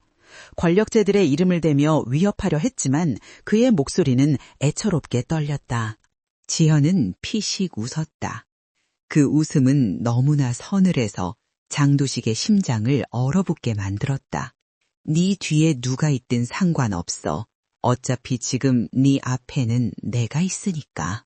지연의 손이 번개처럼 뻗어나갔다. 장두식이 반응하기도 전에 그의 손에 들린 잭나이프가 허공으로 튀어올랐다. 지연은 맨손으로 칼날을 쳐내 무장 해제를 시킨 뒤 장두식의 멱살을 잡고 그대로 들어 올렸다. 80kg이 넘는 거구가 지연의 한 손에 의해 공중으로 부양되었다. 컥! 장두식은 발버둥쳤지만 소용없었다. 지연은 그를 들어 올린 채 박 회장의 휠체어 앞으로 걸어갔다. 그리고 짐짝을 던지듯 바닥에 패대기 쳤다. 쿵! 장두식은 박 회장의 휠체어 바퀴 앞에 볼품없이 엎어졌다. 흙투성이가 된 명품 정장, 터진 입술, 공포에 질린 눈빛, 밤의 황제라 불리던 자의 처참한 몰락이었다. 지현은 장두식의 머리채를 잡아 억지로 고개를 들게 했다. 그리고 박 회장을 바라보며 말했다. 사과해. 짧지만 절대적인 명령이었다. 잘못했습니다. 장두식은 치욕감에 입술을 깨물었지만 살기 위해 굴복했다. 목소리가 작다. 지현이 머리채를 더 세게 잡아당겼다. 잘못했습니다. 죽을 죄를 지었습니다. 회장님, 제발 용서해 주십시오. 장두식은 엉엉 울며 바닥에 머리를 찧었다. 식당 안의 사람들은 그 광경을 보며 전율을 느꼈다. 악랄했던 동네의 폭군이 힘없는 휠체어 노인 앞에서 비굴하게 목숨을 구걸하고 있었다. 진정한 사이다. 꽉 막힌 속이 뻥 뚫리는 순간이었다. 박 회장은 무표정하게 장두식을 내려다보았다. 그는 지현에게 손짓했다. 됐다 지현아, 더러운 피 묻히지 마라. 지현은 그제야 잡고 있던 머리채를 놓았다. 그리고 주머니에서 물티슈를 꺼내 손을 꼼꼼히 닦았다. 마치 오물을 만진 것처럼. 상황 종료. 지연이 나지막이 선언했다. 그녀는 뒤돌아 최 반장을 바라보았다. 구석에 웅크리고 있던 최 반장과 눈이 마주치자 그는 히익하며 딸꾹질을 시작했다. 자, 이제 진짜 경찰이 올 시간이야. 당신 말고 진짜 법을 집행할 사람들 말이야. 그녀의 말이 끝나기가 무섭게 식당 밖에서 헬기 소리가 들려왔다. 두두두두. 유리창이 진동할 만큼 거대한 소음이었다. 군용 헬기였다. 그리고 뒤이어 대형 버스들이 줄지어 도착하는 소리가 들렸다. 버스 옆면에는 선명한 글씨가 박혀 있었다. 헌병대, 밀리터리 폴리스. 지현은 헝클어진 머리를 다시 묶으며 박 회장에게 미소 지었다. 회장님, 이번에는 좀 크게 벌어진 것 같네요. 뒷수습이 귀찮으시겠습니다. 박 회장은 호탕하게 웃었다. 허허허, 늙은이 심심할까봐 재롱 한번 거하게 부렸구나. 걱정 마라. 내가 이 나이 먹도록 만든 게 인맥 말고 더 있겠느냐. 지현과 박 회장, 그리고 김 실장과 경호원들이 서 있는 그곳은 폐허가 된 식당 아니었지만 그들이 뿜어내는 아우라는 그 어느 때보다 빛나고 있었다. 바닥에 깔린 악당들의 신음소리가 그들의 승리를 찬양하는 배경음악처럼 깔렸다. 압도적인 무력, 그리고 정의로운 응진, 이것이 바로 지현이 그리고 박 회장이 보여주고자 했던 진짜 힘이었다. 두두두두두, 헬기의 로터 소리가 고막을 찢을 듯 가까워졌다. 식당 유리창이 심하게 떨렸고 바닥에 굴러다니던 젓가락들이 미세하게 춤을 췄다. 식당 밖 도로는 이미 거대한 흙먼지 폭풍에 휩싸였다. 헬기에서 내리는 레펠 소리가 들리더니 곧이어 묵직한 군화 발소리가 착착착 리듬을 맞춰 들려왔다. 전원, 위치 확보, 민간인 통제하고 출입구 봉쇄해. 확성기 소리와 함께 식당 문이 활짝 열렸다. 들어온 이들은 경찰이 아니었다. 헌병, MP라는 흰색 완장을 차고 검은색 대테러복을 입은 건장한 군인들이었다. 그들은 소총으로 무장하고 있었고 그 기세는 동네 조폭이나 부패한 경찰과는 차원이 다른 위압감을 풍겼다. 식당 구석에 웅크리고 있던 최 반장은 사색이 되었다. 그는 떨리는 다리를 억지로 일으켜 세우며 헌병들에게 다가갔다. 아니 여부시오들, 여기는 민간구역이야. 군인이 함부로 들어와도 되는 줄 알아? 관할 경찰서장 허락은 받았어? 그는 마지막 남은 자존심을 긁어모아 소리쳤지만 목소리는 쥐새끼처럼 떨리고 있었다. 선도에 선 헌병장교 대위 계급장은 최 반장을 본체만 채 했다. 그는 선글라스를 낀 채 최 반장을 짐짝처럼 밀치고 지나갔다. 최 반장이 볼품없이 바닥에 둥글었다. 헌병 대위는 똑바로 걸어와 지연 앞에 섰다. 그리고 절도 있는 동작으로 거수경례를 올렸다. 충성, 수도방위 사령부 헌병단 특임대장 대위 김철수, 이지연 중령님의 호출을 받고 출동했습니다. 현 시간부로 현장 통제권 인수하겠습니다. 지연은 가볍게 답례했다. 수고했어, 김대위. 상황은 보시다시피 개판이야. 민간인 폭행, 특수 협박, 그리고 그녀는 바닥에 엎드려 있는 장도식과 마동파를 턱짓으로 가리켰다. 국가유공자 및 예비역 장성에 대한 모욕죄 추가. 예비역? 장성? 김대위의 눈이 커졌다. 지연은 말없이 뒤로 물러나 휠체어에 앉은 박 회장을 드러냈다. 박 회장은 소란스러운 와중에도 묵묵히 차를 마시고 있었다. 식당 주인이 떨면서 내준 식은 차였다. 박 회장은 찻잔을 내려놓고 천천히 고개를 들었다. 그의 눈빛은 헌병 대위를 넘어 그 뒤에 서 있는 모든 군인들을 아우르고 있었다. 김대위라고 했나? 박 회장의 낮고 굵은 목소리가 식당 안을 울렸다. 김대위는 박 회장의 얼굴을 확인하는 순간 감전된 듯 몸을 굳혔다. 군 생활을 하며 교범이나 역사책 혹은 국방부 청사 로비에 걸린 사진으로만 봤던 전설적인 인물. 헉! 김대위는 당황하여 선글라스를 벗어던지고 허리가 부러질 듯 90도로 꺾으며 다시 한번 경례를 붙였다. 목소리가 찢어질 듯 커졌다. 충성 박진석 대장님을 뵙습니다. 대장, 제너럴, 사성장군, 대한민국 군 계급의 정점. 그 단어가 나오는 순간 식당 안의 공기는 진공 상태처럼 멈췄다. 바닥에 널브러져 신음하던 조폭들도, 구석에 처박힌 최 반장도, 심지어 숨죽여 지켜보던 식당 손님들도 입을 다물지 못했다. 저 휠체어 탄 힘없는 노인이 포스타라고? 장두식은 자신의 귀를 의심했다. 그는 덜덜 떨며 고개를 들어 박 회장을 쳐다보았다. 말도 안 돼. 그냥 동네 독거노인인 줄 알았는데 대장? 장군? 그의 머릿속이 하얗게 탔다. 자신이 휠체어를 발로 차고 다리병신이라고 욕했던 그 노인이 한때 대한민국 육군을 지휘했던 참모총장 출신의 전설적인 군인이었다니, 이것은 단순한 실수가 아니었다. 자살 행위였다. 박 회장, 아니 박진석 예비역 대장은 품에서 구형 폴더폰을 꺼냈다.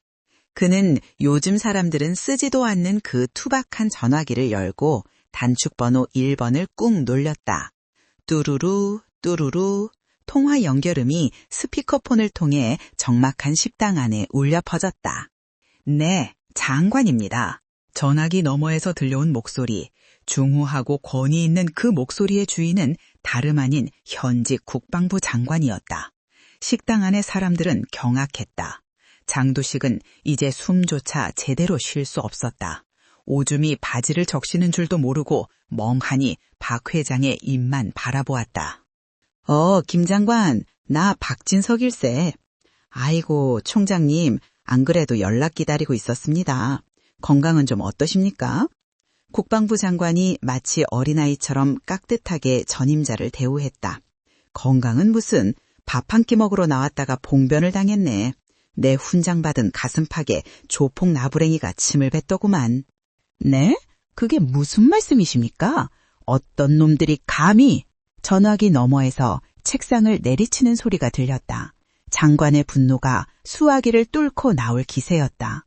거기다 관할 경찰이라는 작자는 조폭 편을 들며 나한테 수갑을 채우려 하질 않나.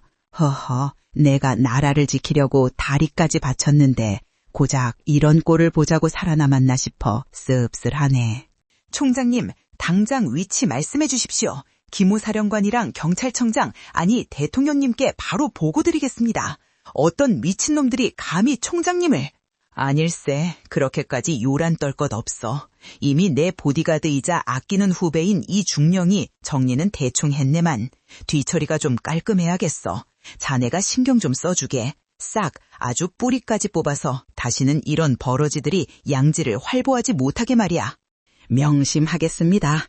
지금 즉시 특별수사본부 꾸려서 그 일대 깡패 새끼들은 물론이고 유착된 공무원들까지 모조리 쓸어버리겠습니다.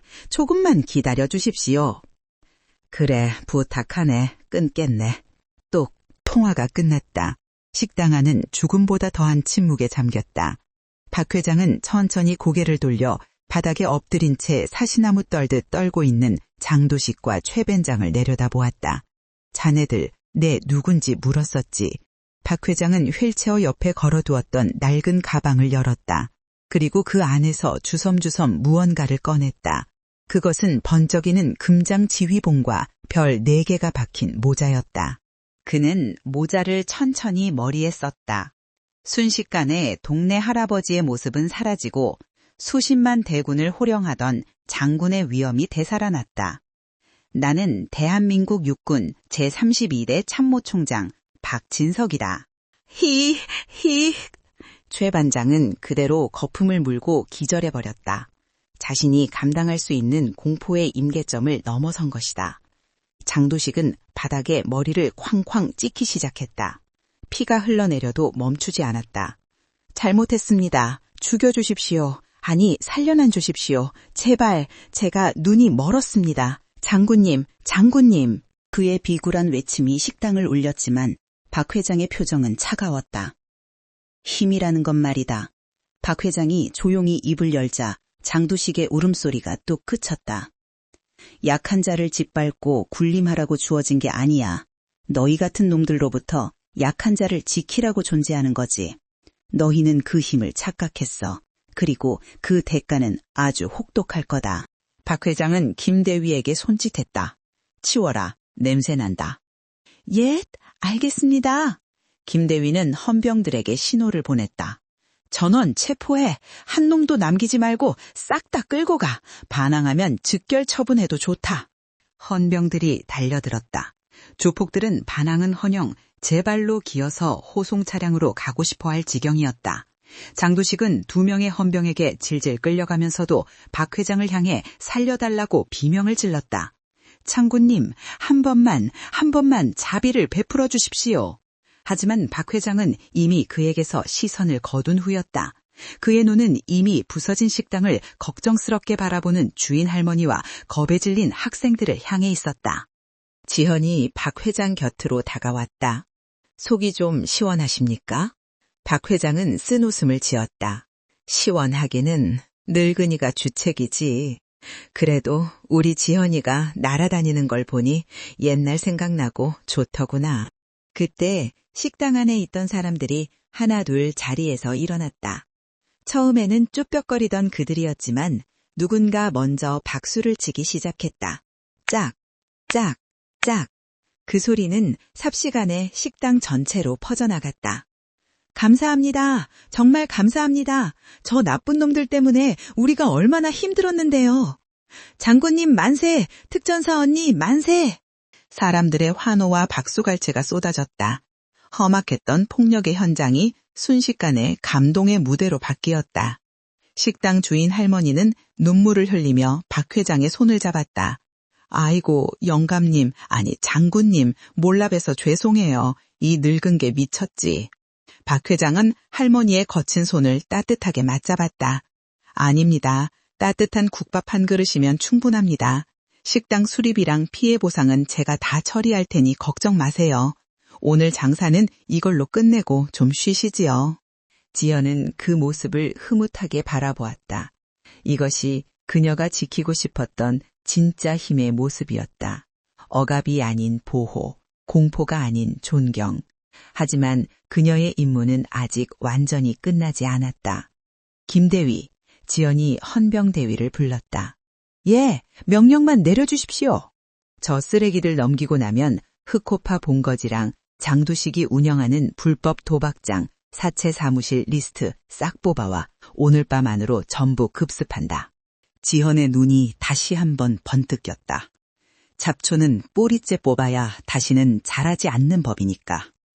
그녀의 말에 김대위는 물론 뒤에 서 있던 헌병들의 눈빛에도 전의가 불타올랐다. 오늘 밤 이 도시의 어둠을 지배하던 세력은 완전히 역사 속으로 사라질 것이다. 박 회장이 휠체어를 돌리며 말했다. 가자, 지현아. 2차전은 네가 지휘해라. 나는 뒤에서 구경이나 하마. 알겠습니다. 모시겠습니다, 각하. 지현이 장난스럽게 경례를 붙이자 박 회장이 껄껄 웃었다. 두 사람은 헌병들의 호의를 받으며 시민들의 환호 속에 식당을 빠져나갔다. 등 뒤로 들려오는 조폭들의 절망 섞인 비명소리가 그들의 퇴장을 장식하는 팡파르처럼 들렸다. 그날 밤 도시의 어둠은 요란한 사이렌 소리와 함께 찢겨나갔다. 박 회장의 전화 한 통이 불러온 파장은 실로 엄청났다. 국방부 장관의 불호령이 떨어지자마자 경찰청장과 검찰총장이 즉각 움직였고 군경합동특별수사본부가 전광석화처럼 꾸려졌다. 목표는 단 하나, 흑호파와 그 배후 세력의 완전한 뿌리 뽑기였다. 지현은 김대위가 이끄는 헌병 특임대와 함께 선봉에 섰다. 그녀는 낡은 트레이닝복 대신 김대위가 건네준 검은색 전술조끼를 걸쳤다. 그녀의 표정은 차가웠고 눈빛은 사냥감을 쫓는 맹수처럼 번뜩였다. 흑호파가 운영하던 불법 도박장, 성매매업소, 고리대금 사무실 등 주요 거점 8곳이 동시에 타격 목표로 지정되었다. 진입! 지연의 짧은 무전 신호와 함께 작전이 개시되었다. 쾅! 굳게 닫혀있던 불법 도박장의 철문이 특수 장비에 의해 종이장처럼 뜯겨나갔다. 손들어 움직이면 쏜다. 완전 무장한 헌병들과 경찰 특공대가 들이닥치자 도박에 열중하던 사람들과 조직원들은 혼비백산하여 비명을 질렀다.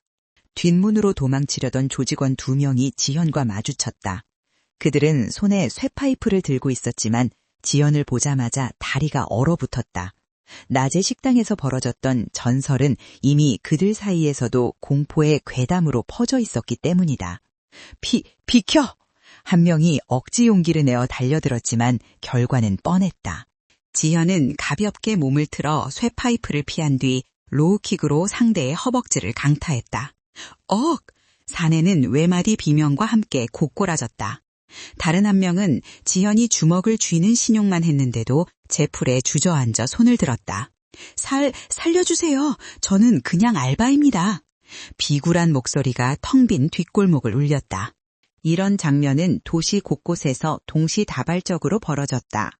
그동안 공권력을 비웃으며 법 위에 군림하던 흑호파의 제국은 진짜 힘 앞에서는 모래성처럼 허무하게 무너져 내렸다. 장부와 컴퓨터, 현금 다발이 압수되었고 줄줄이 엮인 조직원들이 굴비 엮이듯 호송차에 실려갔다. 그야말로 일망다진이었다. 한편 경찰서 취조실의 공기는 무거웠다. 마동팔과 장두식은 서로 다른 방에 갇혀 있었다. 평소라면 뒷돈을 받은 형사들이 들어와 커피를 타주며 노닥거렸겠지만 오늘 들어온 사람은 서울중앙지검에서 파견된 저승사자라 불리는 특수부 검사였다. 장두식 씨, 당신이 믿던 백들이 전화를 안 받죠? 검사가 차가운 미소를 지으며 장두식의 휴대폰을 테이블 위에 던졌다. 관할 서장, 구청장, 심지어 지역구 의원까지 아무도 당신 전화를 안 받아요. 왜 그럴까요? 장두식은 땀을 비오듯 흘리며 떨리는 손으로 물컵을 잡으려 했지만 컵을 엎질러 버렸다. 당신이 건드린 박진석 회장님, 그분이 누군지 이제는 알았겠지. 그분 전화 한 통에 지금 청와대까지 난리가 났어. 당신 뒤를 봐주던 놈들은 지금 자기 목숨 챙기느라 당신을 꼬리 자르기 하느라 바쁘다고. 검사의 말은 장두식에게 사형 선고나 다름없었다. 그는 자신이 철저하게 고립되었음을 깨달았다. 제가 다 불겠습니다.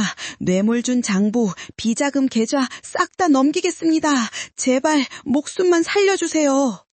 장두식은 무너져 내렸다. 의리는 개나 줘버린 지 오래였다. 그는 살기 위해 자신과 연루된 공무원, 정치인들의 이름을 줄줄이 불기 시작했다. 취조실 밖에서 이를 지켜보던 최 반장은 수갑을 찬 채 절망적인 표정으로 고개를 떨구었다. 그의 경탈 인생도, 아니 그의 인생 자체가 끝나는 순간이었다. 다음 날 아침 대한민국은 발칵 뒤집혔다. 뉴스 채널마다 속보가 쏟아졌다.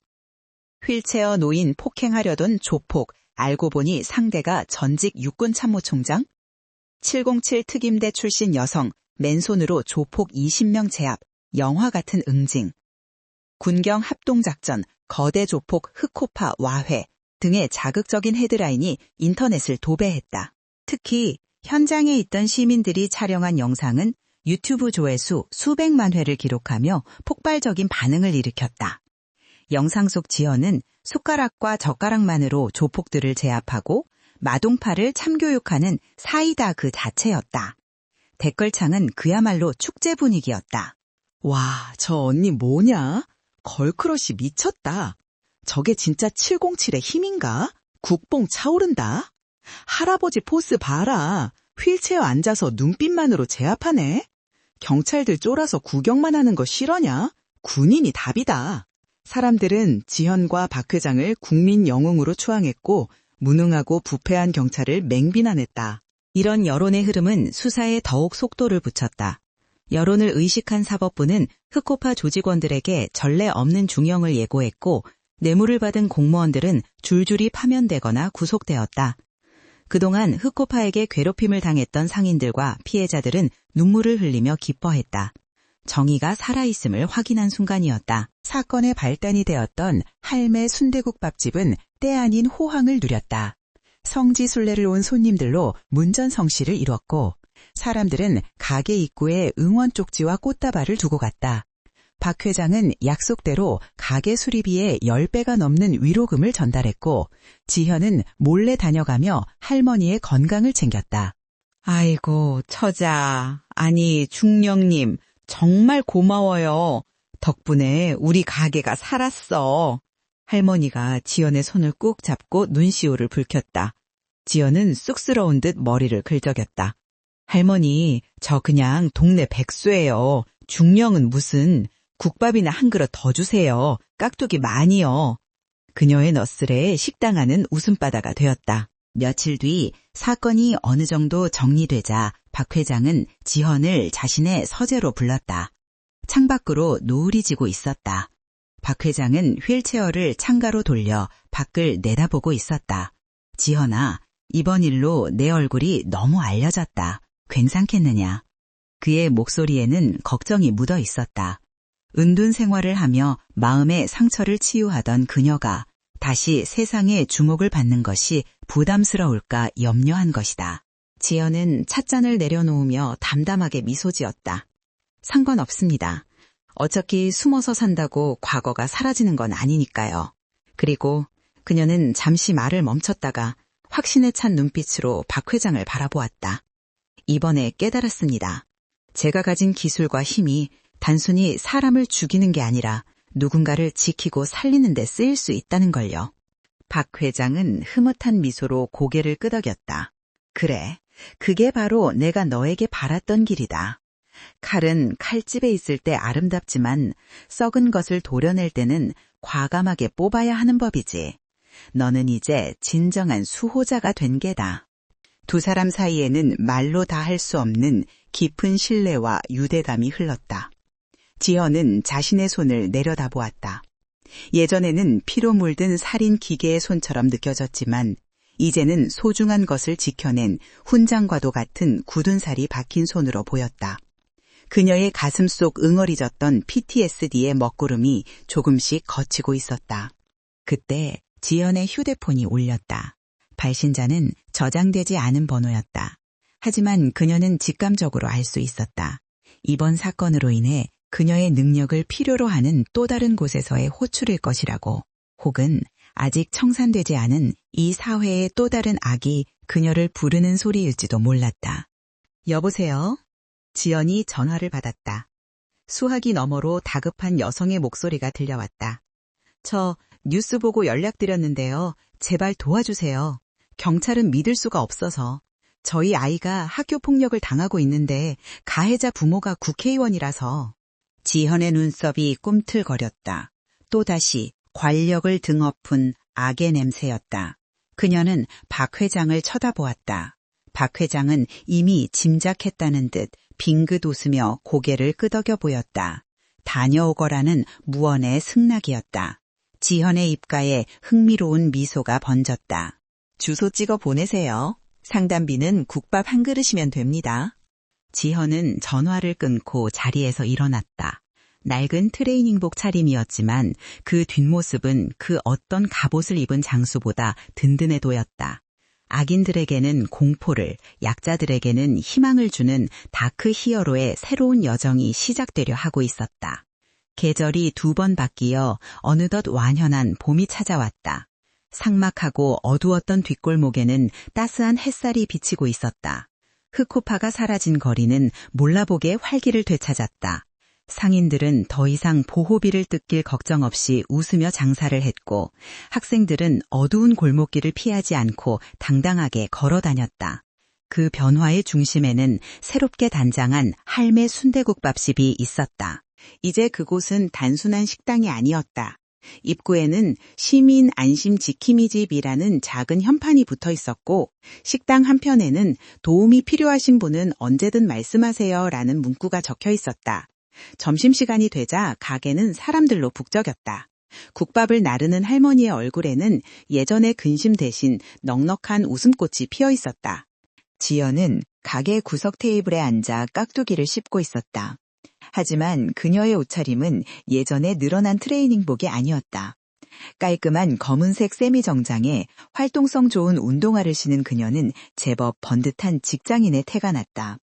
그녀의 가슴에는 희망수호재단 현장지원팀장 이지현이라는 명찰이 달려 있었다. 어이, 이 팀장, 밥 먹었으면 일해야지. 휠체어 바퀴 구르는 소리와 함께 박 회장이 다가왔다. 그의 얼굴색도 훨씬 좋아 보였다. 그는 자신이 사재를 털어 설립한 재단을 통해 법의 사각지대에 놓인 범죄 피해자들을 돕고 있었다. 지연은 숟가락을 내려놓으며 투덜거렸다. 아, 영감님, 아니 이사장님, 점심시간은 좀 지켜주시죠. 노동법 위반으로 신고합니다. 박 회장은 껄껄 웃으며 지현의 등짝을 쳤다. 녀석, 말대꾸는 여전하구나. 신고 들어왔다. 이번엔 좀 골치 아픈가냐. 학교폭력인데 가해자 아버지가 꽤 힘있는 로펌 대표라더구나. 지현의 눈빛이 순식간에 바뀌었다. 밥을 먹던 동네 백수의 눈빛이 아닌 사냥감을 포착한 맹수의 눈빛이었다. 로펌 대표라. 법을 잘 아는 놈들이 법을 악용하면 더 재밌죠. 제가 제일 좋아하는 장르네요.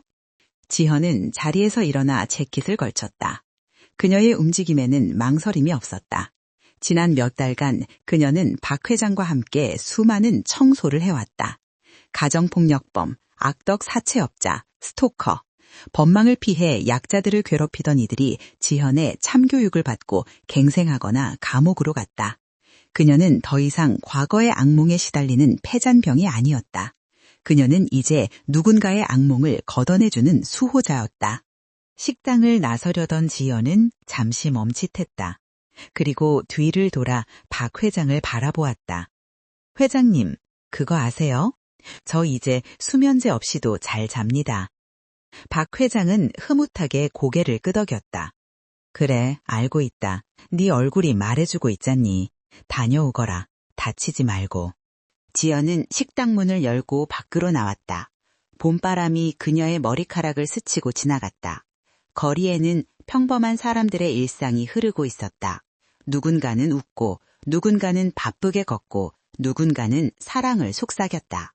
지연은 그 평범한 풍경을 지키기 위해 주먹을 꽉 쥐었다. 저 멀리서 검은색 승합차가 그녀를 기다리고 있었다. 그녀의 새로운 부하들, 아니 동료들이 차 안에서 대기 중이었다. 그녀는 차에 타기 전 잠시 걸음을 멈추고 하늘을 올려다보았다. 그리고 시선을 천천히 내려 마치 이 이야기를 보고 있는 당신, 독자, 시청자와 눈을 맞추듯 정면을 응시했다. 그녀의 입가에 자신만한 미소가 번졌다. 세상에는 여전히 쓰레기들이 많아. 겉으로는 번지르르한 옷을 입고 점잖은 척하며 약자들을 짓밟는 놈들 말이야. 사람들은 그걸 현실이라고 부르며 체념하곤 하지. 네가 참아, 계란으로 바위 치기야 라고 말하면서. 지연은 카메라를 향해 한 걸음 다가왔다. 하지만 기억해, 바위는 죽어있는 돌덩어리지만 계란은 살아있는 생명이야. 그리고 그 계란이 바위를 깰 수 있는 방법은 계란이 아주 단단한 강철이 되거나 바위가 부서질 때까지 계속 두드리는 거야. 내가 보여줬잖아. 휠체어 탄 노인을 무시하던 놈들이 어떻게 됐는지. 그녀는 주먹을 들어 보였다. 굳은 살이 박인 투박한 주먹이었다. 힘은 자랑하라고 있는 게 아니야. 소중한 걸 지키라고 있는 거지. 혹시 지금 억울한 일을 당하고 있어? 아니면 주변에 도움이 필요한 사람이 있는데 외면하고 있나? 두려워하지 마. 진짜 힘은 네 마음속에 있는 용기에서 시작되니까. 지연은 윙크를 하며 손가락으로 구독 버튼이 있을 법한 허공을 가리켰다. 내 이야기가 시원했어?